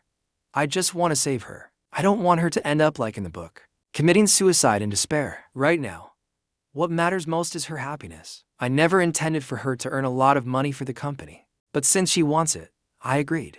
Morang Yan playing the female lead already brings a fan base. It will definitely be more popular. As for the male lead, I'll do it myself. That way it will become popular for sure. When my parents talk about their son in the future, something to be proud of too. And by acting, I can kiss all the goddesses in the entertainment industry and see all the goddesses' long legs. I was happily daydreaming while holding my phone when I accidentally met Su Yanbing's cold gaze. I immediately wiped the smile off my face. Su Yanbing glared at me coldly. Go get me a glass of water. The water dispenser was right next to us. I got up and filled a cup of cold water for her. Su Yanbing added, make it hot. I drank the cold water in the disposable cup in one gulp, looked at Su Yanbing and tossed it in the trash, then went to get her a cup of hot water. Su Yanbing said blankly, I don't use disposable cups. I gritted my teeth and asked, where's your cup then? Su Yanbing continued, suddenly I don't feel like drinking water. I looked at her with clenched fist. Su Yanbing sneered coldly. Already losing patience? I forced a smile. I sucked it up, but Su Yanbing still didn't give me a good face. Go downstairs and buy me a coffee. This time, I was smarter. I smiled and asked, what flavor do you want? Su Yanbing paused writing and looked up at me. What flavors are there? I was speechless, but still gave her a flattering smile. I'll go down and check for you. I went downstairs and took a picture of the coffee menu and sent it to her. But Su Yanbing didn't even reply. I bought one of every flavor, charged it to her card and asked the coffee shop staff to deliver them. Su Yanbing got up to head to a meeting. Then she saw me coming up, followed by staff carrying more than 20 cups of coffee. All the flavors are here. I gave her the fakest smile ever. Su Yanbing casually took one and said, clean up the office. The office is already spotless. What is there to clean? I picked up one cup and shared the remaining coffee with the office staff. Then sat down in the CEO's office and opened the stock app. Bought the maximum amount of Zfang pharmaceutical stock, then continued writing the script. Su Yanbing came back after the meeting. She saw me sitting cross-legged on the sofa. My fingers were flying across the laptop keyboard. Even for someone who uses computers regularly like her, she couldn't type that fast. Su Yanbing muttered to herself. This man couldn't possibly have time to flirt with women. Is it only when she's in a bad mood that she notices? Thinking this, Su Yanbing sat back down at her desk. He leaned back in his chair and looked at me. Coldly said, "Pour me a glass of water." I was in the zone, and she interrupted me. Gritting my teeth, I closed the laptop and walked over, smiling with squinting eyes. But the smile didn't reach my eyes. "Do you want hot water or cold water?" I crouched down. I couldn't help but add, "Or maybe some spit." Su Yanbing's face instantly darkened a few shades. She curled her lips coldly. "Take a guess." I leaned toward her, looking at her seductively. I guess she would step back like last time. But Su Yanbing just looked at me coldly, as if she saw through my unwillingness to really fight her. She wasn't even scared, so I just sat directly on her lap and saw Su Yanbing's body visibly tense up at a rapid pace. Her expression also changed dramatically. She was clearly suppressing something. So, disgusted, it was nauseating. My mood immediately lifted. I added milk to the coffee I just drank. "Want a taste?" Su Yanbing's face turned dark red. "Get off me." I was like a thirsty old scumbag. "Only good for bed. I only know how to roll in the sheets." Su Yanbing reached out, about to push me off. Just then, someone opened the office door. The assistant quickly raised some documents to cover their face. "I didn't see anything. Carry on. I'll come back later." Su Yanbing pulled my hands off her and pushed me away from her lap. Before the assistant closed the door, she called out, "Get back here." The assistant slumped their head. "Okay, Mr. Su." Afraid of seeing something I shouldn't, I stood quietly to the side. Su Yanbing held a signing pen. Her cold gaze swept over.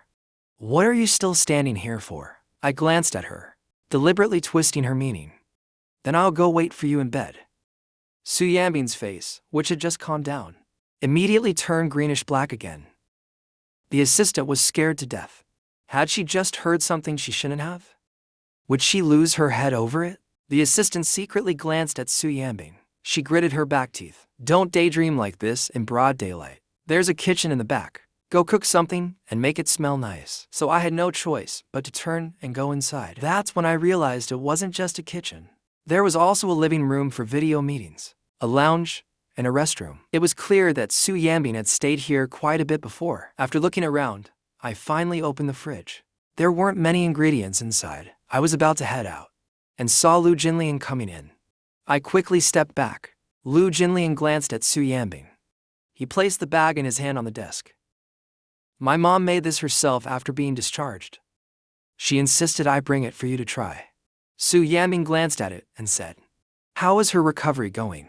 Lu Jinnian looked at her, her eyes full of restrained affection. "She's recovering well. Her energy is good. She's eating and sleeping well too. When do you have time? She keeps talking about inviting you over for a meal at our home, to thank you again for your help earlier." Su Yanbing nodded. "I'll visit when I get a chance. Do you still have work?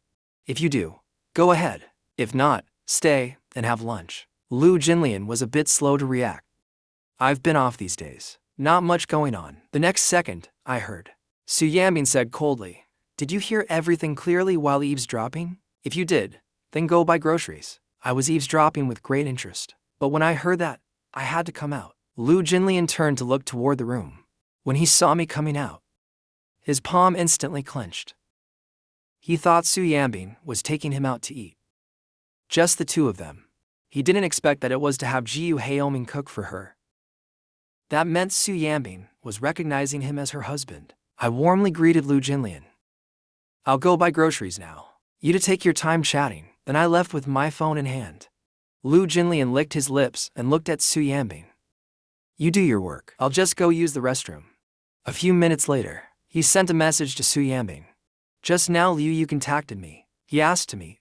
I'm heading out first. We'll have a meal another time." Meanwhile, I arrived at the supermarket and went on a shopping spree. Su Yanbing asked me to cook for Lu Jinnian. If it were the original host, she would have flipped out. But I'm different. What I'm about is fulfilling others. I can't wait for them to ignite that spark as soon as possible. I bought the groceries and a bunch of snacks I planned to give Lu Jinnian. But when I returned to the office carrying 2 big bags, Only Su Yanbing was there. I couldn't help but ask, "Where's Lu Jinnian?" Su Yanbing looked at me. "Did you forget how you treated him before?" I placed one of the bags of snacks on the desk. "I regret how I treated him in the past. I want to treat him well now. These are snacks I bought for him. When he comes back, give them to him." Su Yanbing glanced at the snacks on the table, then looked up at me. She saw sweat still on my forehead, but no trace of falseness or displeasure.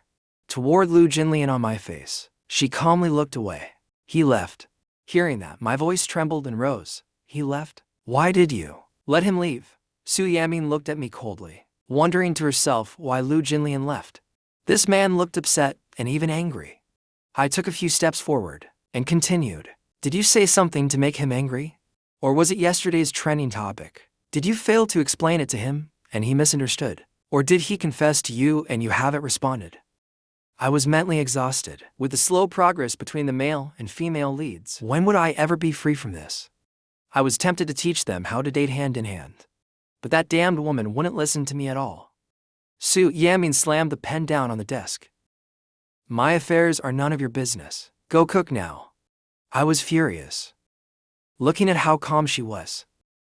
I had no choice but to grit my teeth and carry the groceries to the kitchen. The male lead had already confessed, and this damned Su Yanbing should have already been planning for divorce by now. But clearly, she had no such intention. She was so composed. She even suddenly got me on the trending list with her at the office, making everyone think our relationship had improved. Seems like she's really determined to destroy the Jiu family. She has the protagonist halo. Wan'er can't find a single clue on her side.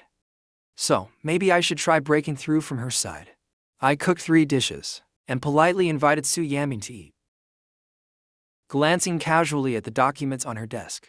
In the afternoon, while Su Yanbing was in a meeting, I started secretly going through the papers on her desk. After flipping through, they were all routine reports and approvals. While Su Yanbing was still away, I continued writing my script. The next day, Su Yanbing asked me to follow her to the company again.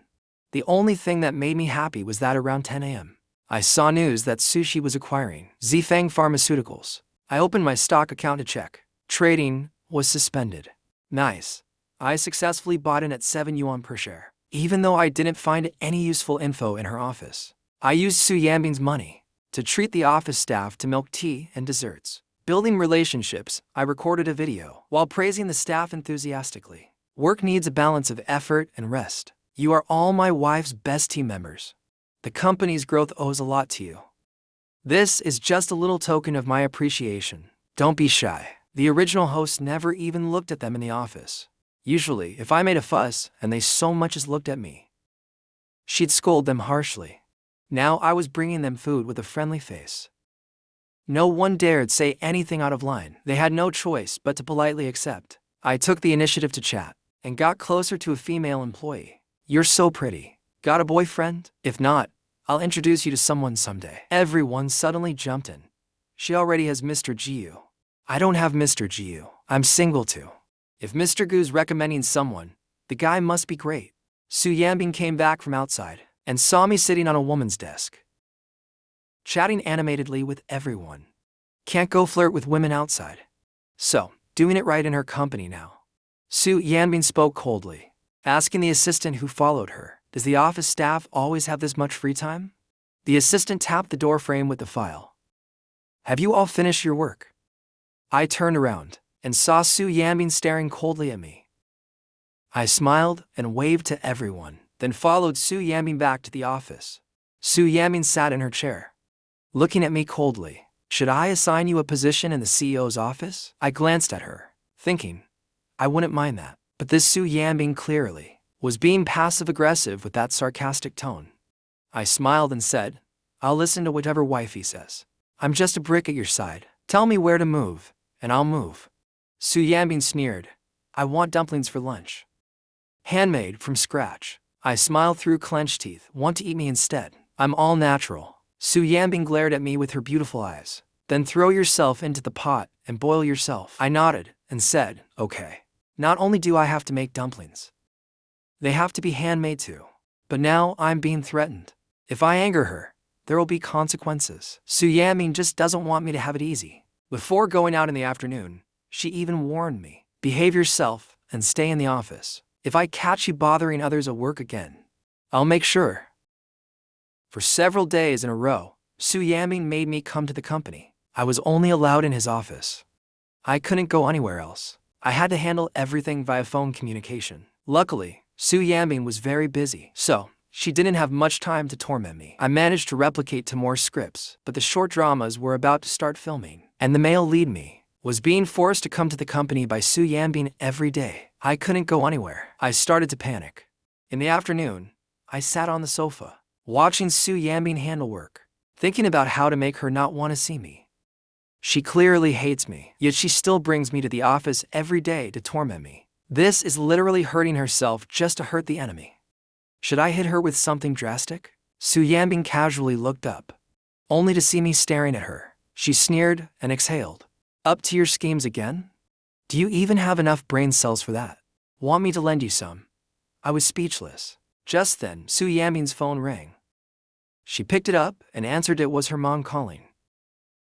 Sister Lee and her family are back today. Bring HEIRESS home for dinner tonight. Su Yanbing. She always hated bringing me back to her parents' house for dinner. In their eyes, I'm the Jiu family's only son. Marrying me was a jackpot. Every time we went back, everyone would remind her in her ear to treat Jiu HEIRESS better. They didn't care whether she liked me or not. She ended the call. Su Yanbing glanced at me and said, "Come to my house for dinner tonight." Hearing that I could go to her house for dinner felt like a blessing from heaven. My eyes lit up instantly. I stood up. I was full of enthusiasm to head out. I'm going to buy a gift. Su Yanbing looked at me and said, "No need. Just sit here quietly."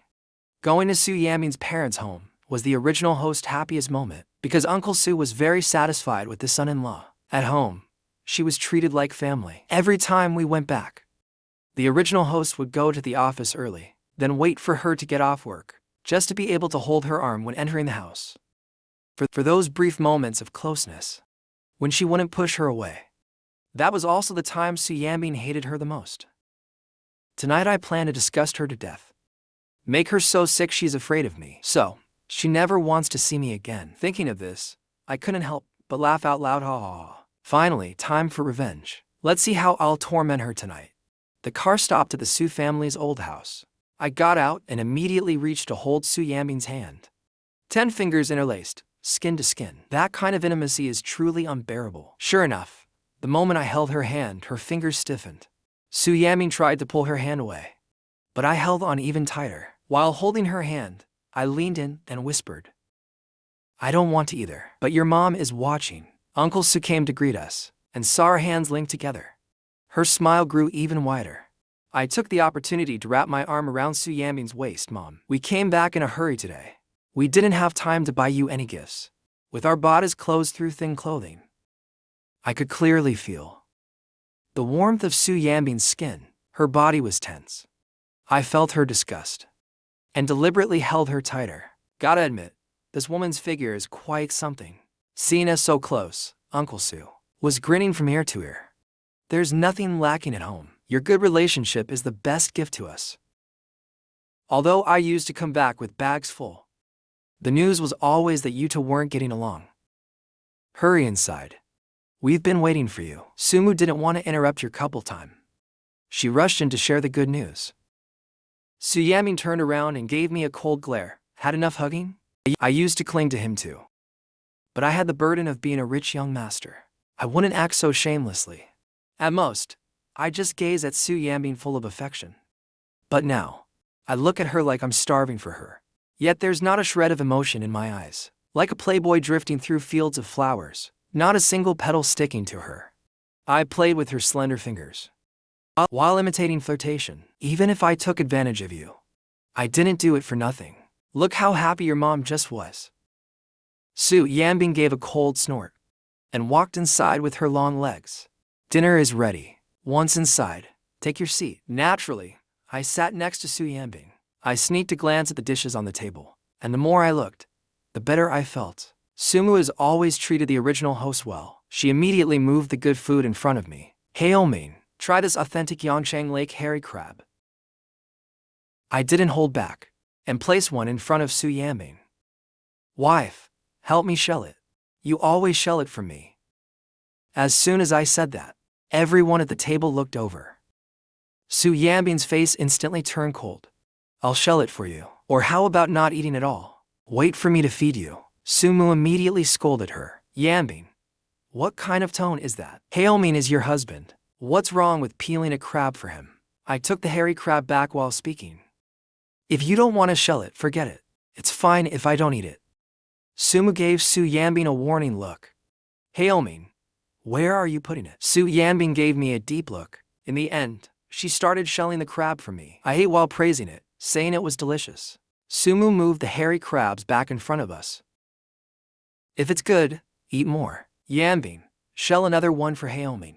I looked and saw a bit of provocation in Su Yanbing's eyes. Wife, I want to eat another one. Su Yanbing glanced at me, pulled a corner of her mouth, and shelled another one. During the whole meal, I did everything to disgust her. After dinner, Sumu saw how close we were, and happily pulled us over to the sofa for a chat. Heilming, Yanbing, you've been married for 2 years now. Isn't it time for a child? I sneered inwardly. She doesn't even let me touch her. How's she supposed to have a baby? On the surface, I shamelessly grabbed Su Yanbing's hand. Mom, just one isn't enough. We've already discussed it. We're going to make a whole soccer team. Su Yanbing gritted her teeth, smiling as she leaned into my arms. Mom, it's getting late. We're heading back now. We'll work hard so you can hold your grandson soon. After saying that, Su Yanbing pulled me up and left. I realized this woman had reached her limit. I was in a great mood. As we stepped out of the hall, I continued to stoke the fire, eagerly trying to get intimate with her. Do you really mean it? Su Yanbing's expression turned stormy and intense. It felt like a storm was about to hit. I braced myself to be pushed away by her. But instead, the woman curled her lips. Since you want it so badly, fine. Su Yanbing directly kissed me on the lips. Biting, annoying, rough and wild like a raging storm. I stared in disbelief, eyes wide open. My head was buzzing loudly. Wasn't she disgusted? Wasn't she supposed to have had enough? What's going on here? I instinctively tried to push her away, which earned me a glare from the woman. Didn't you want to have a soccer team? You won't even let me kiss you. Seeing my utterly confused expression, Su Yanbing smirked and said, What's wrong? Don't tell me you can't perform. My lips were bitten and bleeding. The taste of blood brought me back to my senses. I forced myself to calm down. Su Yanbing is disgusted and allergic to me. She's hurting herself just to hurt me. Thinking that, I folded my arms. She really thought I wouldn't dare. Thought I was just bluffing? It's just that I didn't expect you to agree. It was too surprising, too unexpected. I responded to Su Yanbing's kiss, a bit roughly. I yanked her shirt out and slid my hand underneath. I even muttered, I've waited too long for this moment. Su Yanbing's body turned rigid. Just as I was about to move higher, Su Yanbing grabbed my wrist and pushed me away hard. Her face was extremely unpleasant. The emotions in her eyes were like erupting lava. Did you really think I'd let you off easy? With that, Su Yanbing turned and left. She walked quickly, carrying a chill with her. I watched her drive off alone, leaving me behind. I couldn't help but laugh. Looks like I won. This woman was thoroughly disgusted. Su Yanbing went to a bar. She poured a drink and downed it in one gulp, then immediately poured another. A few people curiously gathered around. Han Mumu teased, Yanbing, didn't get any booze at home? Lin Xinyao immediately noticed something was off. Her clothes were messy. Her lipstick was all smudged. Doesn't look like a booze issue. Looks more like she couldn't satisfy Jiu Heilming. Su Yanbing, who had escaped from the bed, swept a cold gaze over them all. Get lost. Lin Xinyao kept asking for trouble. Looks like I hit the mark. When Mumu was just about to add another jab, but before she could speak, Su Yanbing threw a bottle of liquor. The bottle shattered into pieces. In an instant, the private room fell silent. Su Yanbing stared coldly at them. Listen carefully, all of you. I don't like Jiu Heilming. Stop mentioning him. That would only bring him shame. He's the man I hate the most. All I want is revenge. How could I possibly fall for him? The three of them looked at Su Yanbing, then glanced at each other, and quietly walked away. I was driven back by the Su family driver. I found that Su Yanbing hadn't come home. So I took a shower and went to sleep. The next morning, I picked up my phone. There was no message from Su Yanbing. Only a message from Morang Yan a few minutes ago. Brother, filming starts tomorrow. When will you come to the set? I thought for a moment. Today we start filming again, and I'm still the male lead. Just thinking about it made me feel excited. The car stopped at the hotel entrance. I got out of the car. Brother Haomi Morang Yan seemed to have been waiting for me. She ran over immediately and saw the trunk open. Right away she stepped up to help, let me do it. So I didn't stand on ceremony. As we walked, I asked, "Did you finish reading the script?" Morang Yan nodded while pulling her suitcase behind me. Yes, this is the first time I've seen a script like this. I really like it. I shook my head and laughed. Isn't it just another cheesy love story? Morang Yan looked at me, although it's a love story too. This one's about reliving a different life. That makes it very special. Brother Haomi, if life could really start over, would you still choose to marry Su Yanbing? I smiled at her.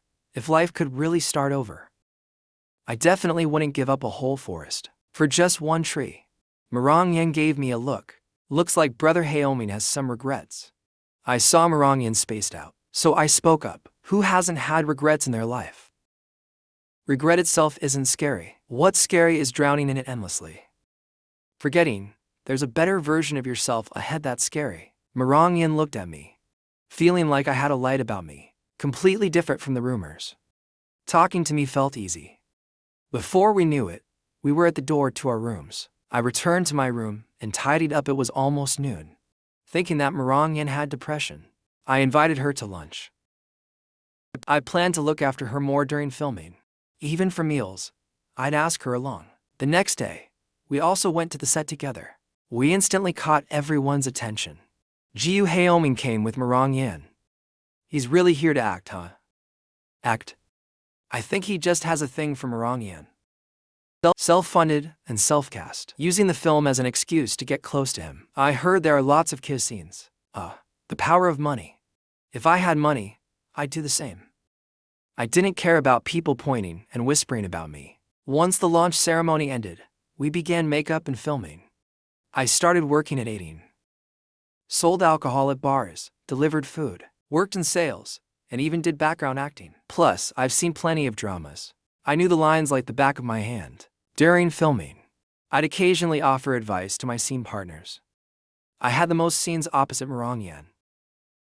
As an experienced actor, she was surprised to see how skilled I was for a newcomer. Not nervous at all. During breaks, she looked at me with growing curiosity. Seeing me fanning myself with the script, she handed me her mini electric fan.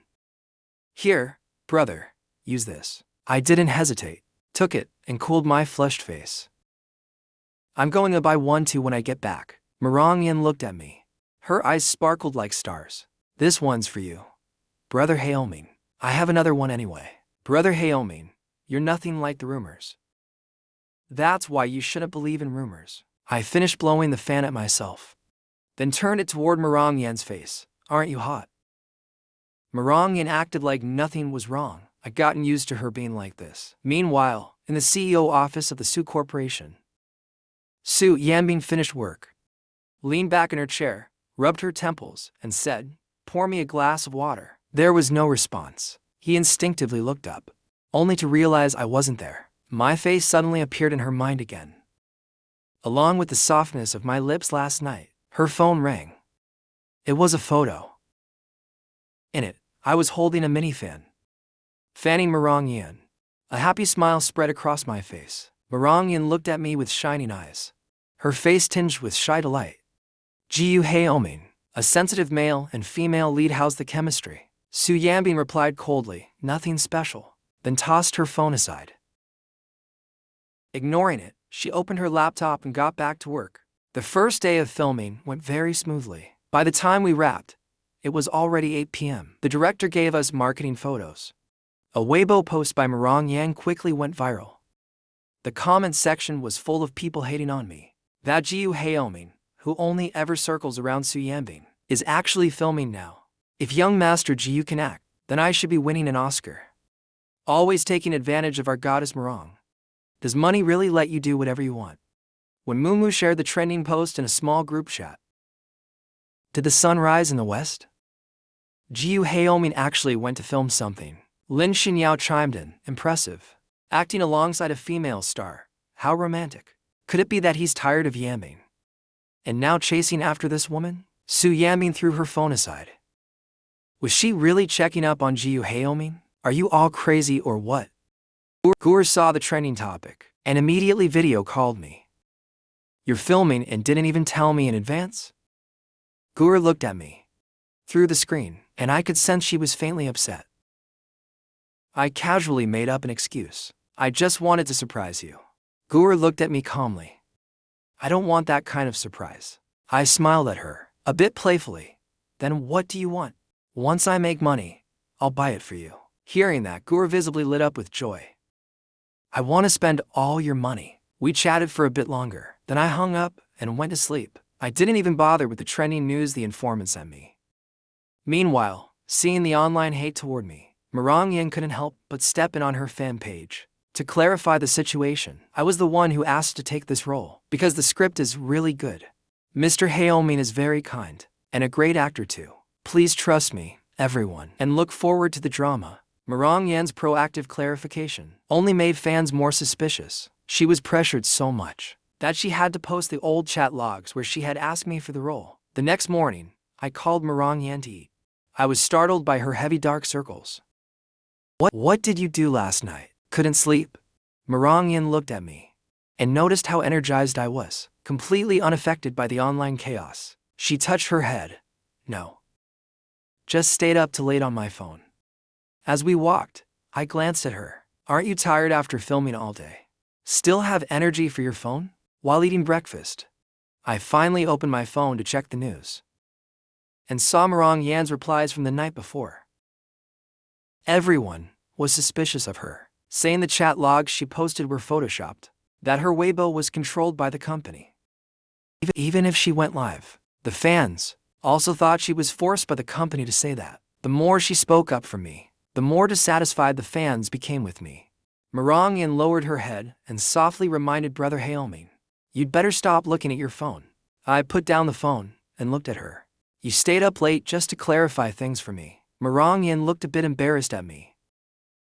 I didn't expect it would only make things worse. I thought they would wake up after hearing what I said. I didn't expect this outcome. I looked at her, squatted down, and continued. "I'm really happy that you spoke up for me like that. But please don't do it again. I really don't care what they say about me. Your well-being matters much more to me than all that." A smile instantly appeared in Morang Yan's eyes. "I promise it won't affect the filming." After eating, we went to the set and started another intense day of filming. Morang Yan and I filmed another emotional jealousy scene. Suddenly, a luxury car pulled up nearby. Jiu got off the car carrying bags. She opened the door for Mom, holding up a sun umbrella. Then she instructed the assistant to bring desserts and drinks to the shooting location. Mom hurried her steps, clearly impatient. "It's so hot, and there's no air conditioning. How could Haoming bear it? He's never suffered like this since he was little." Jiu followed Mom's pace unhurriedly. "Haoming's not stupid. If he felt it was too hard, he'd have run off before anyone else. Since he didn't, it means he doesn't think it's that bad." Jiu's eyes were already searching for me. Then she saw me holding Morang Yan's arm, pulling her into my embrace. Then our eyes met. Jiu's grip on the bag tightened. Morang Yan and I finished the scene. The director called for a break. That's when I saw Mom and Jiu. I quickly waved and asked, "Why are you here?" The assistant had already set up a table and opened up the sun umbrella. Snacks were laid out on the table. As soon as I walked over, Mom handed me a cold drink. She said with concern, "It's your first time filming. We were worried and came to check on you." I sat down on a chair. I'm not a 3-year-old child. What's there to worry about? I glanced at Jiu. "Why did you come join in the fun too? Isn't your company busy?" Jiu looked at me, all energetic and happy. "It's your first time filming. No matter how busy I am, I had to come see you." After a few sips of the cold drink, I felt completely refreshed. Then I noticed Morang Yan glancing at me from a distance. She looked so lonely over there, like an abandoned kitten.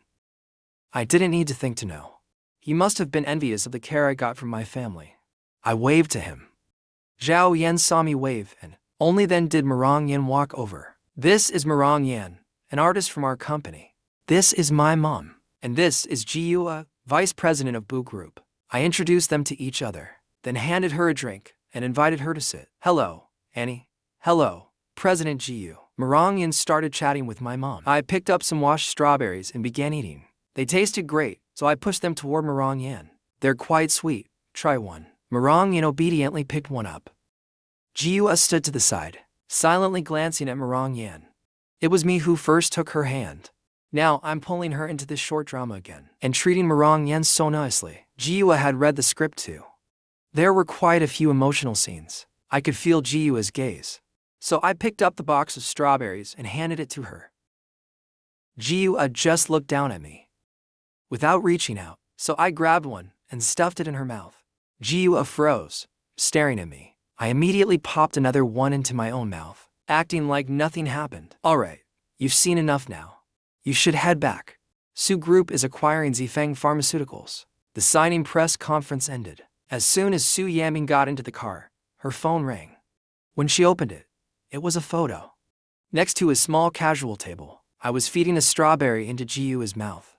Both Jiyu and Morang Yan were looking at me. Does this have a romantic vibe? Su Yanbing stared at the photo, puzzled. She looked at it for a long time. Then she texted me, "Come back immediately." It wasn't until lunchtime that I saw the message Su Yanbing sent me. I didn't expect this woman to come after me so quickly. I could only stall and reply that I was currently filming. I'll come back after filming ends. Then I'll let you torture me, how about that? Su Yanbing frowned. Do you think you have any bargaining chips with me? I smiled. Of course I do. I have recordings of you confessing to me over the years. If you send me to prison, I'll release the recordings to the public. This was a tactic I came up with in my spare time during filming over the past few days. Even though it's just a few sentences, I've read the book. I know some specific things about their relationship. If I post them online and guide the narrative a bit, the impact won't be small either. Su Yanbing didn't reply to my message. I instantly felt great. I even had an extra bowl of rice. But my happiness didn't last long. During the last scene in the afternoon, I saw Su Yanbing at the set. Su Yanbing was staring coldly at me through the crowd, like a lamb waiting to be slaughtered. The moment I saw her, I froze. I wasn't even home. Such a perfect opportunity. Why isn't she using it to bond with the male lead? Why come looking for me? Because I was distracted seeing Su Yanbing arrive. I had my first NG bad take since filming began. Morang Yan followed my gaze and also saw Su Yanbing. She looked at me and realized there wasn't a trace of joy in my eyes. Like when I see someone I like. She knew the whole world was laughing at Boo Hailming for being clingy. Someone who doesn't love her. The whole world says Su Yanbing doesn't like me. If Su Yanbing didn't like me, why would she show up here? And the way Su Yanbing looked at Brother Hailming, it looked a lot like jealousy. And soon I said, "Sorry, director. Let's do that again. Let's go for another take." This was a scene where the male lead, out of jealousy, tries to forcefully kiss the female lead. The female lead slaps him to remind him they're already divorced. I quickly got back into character, but I noticed something was off with Morang Yan. I gradually closed the distance between us. Our waists were almost touching. At such a close distance, I lost control and leaned in to kiss Morang Yan. Morang Yan should have pushed me away, but she didn't push at all. Cut, the director quickly shouted.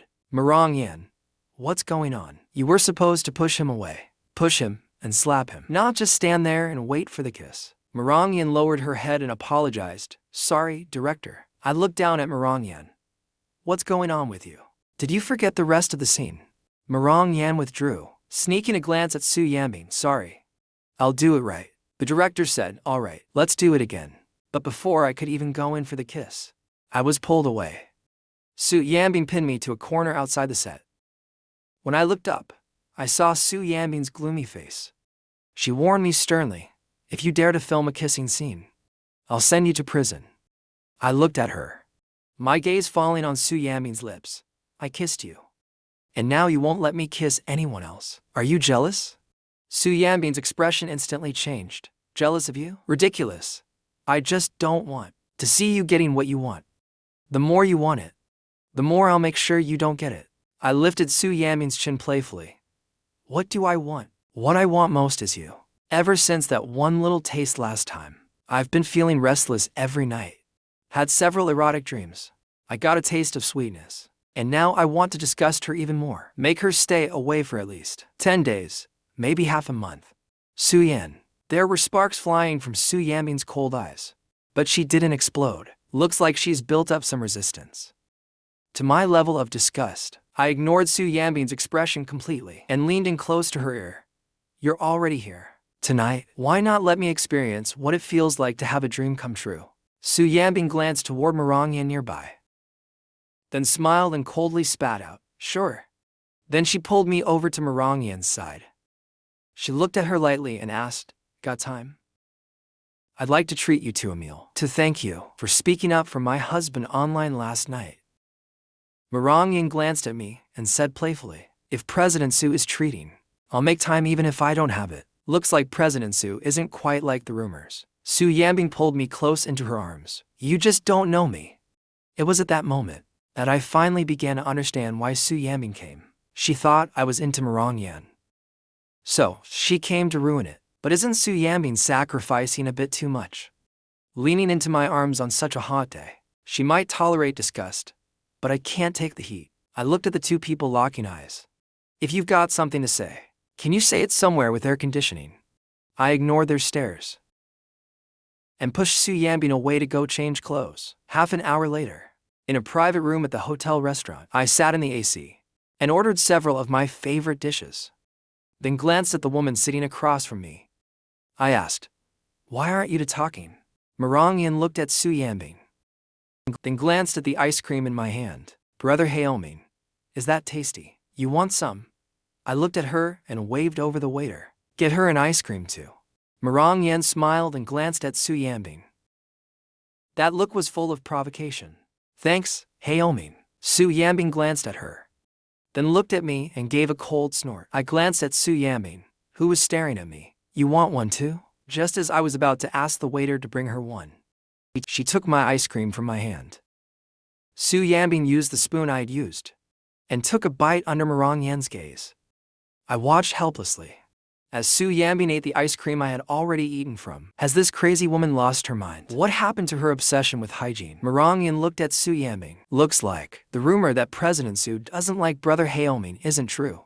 But the rumor that Brother HEIRESS only has eyes for President Su might not be true either.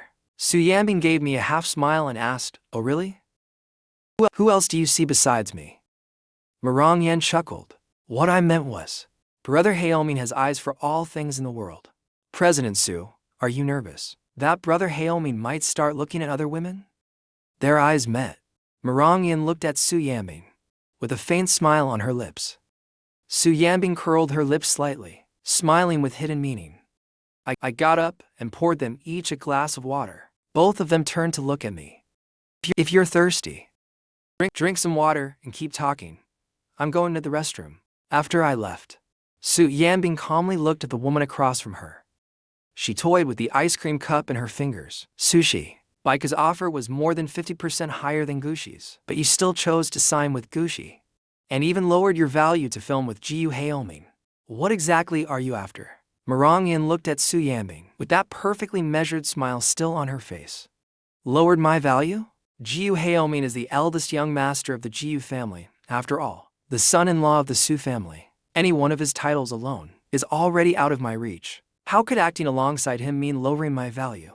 Or does President Su also think her husband is as disgraceful as everyone says? If that's the case, why not just let go? I came out of the restroom, and the dishes were already served. Seeing the tension between them, almost explosive, I just started eating on my own, completely ignoring their nonsense. After a few bites, I noticed neither of them had touched their chopsticks. I couldn't help asking, aren't you hungry? Su Yanbing glanced at me twice. Then she called the waiter and ordered a bottle of red wine. Morang Yan also picked up a wine glass. I'll have a drink with President Su. I quickly stopped Morang Yan. You better not drink. We still have filming tomorrow. Su Yanbing gave me a flat glance. There might not be filming tomorrow. I caught the threat in Su Yanbing's tone. Compared to the recordings I had, her video evidence that could land me in prison was obviously more powerful. She must have already figured out how to counter my threats. I clenched my teeth, served her more food, poured wine, and handed her tissues. Honey, I know you can't bear to see me suffer. You don't want me working and filming. I'll just do it for 2 months. Su Yanbing just wanted to see me acting all sweet in front of Morang Yan. To make Morang Yan think we're close. To make sure I can't get Morang Yan. So, I had to go along with it. Morang Yan looked at me, then at Su Yanbing. She didn't say anything, but the way she looked at me had changed. There was something more in her eyes.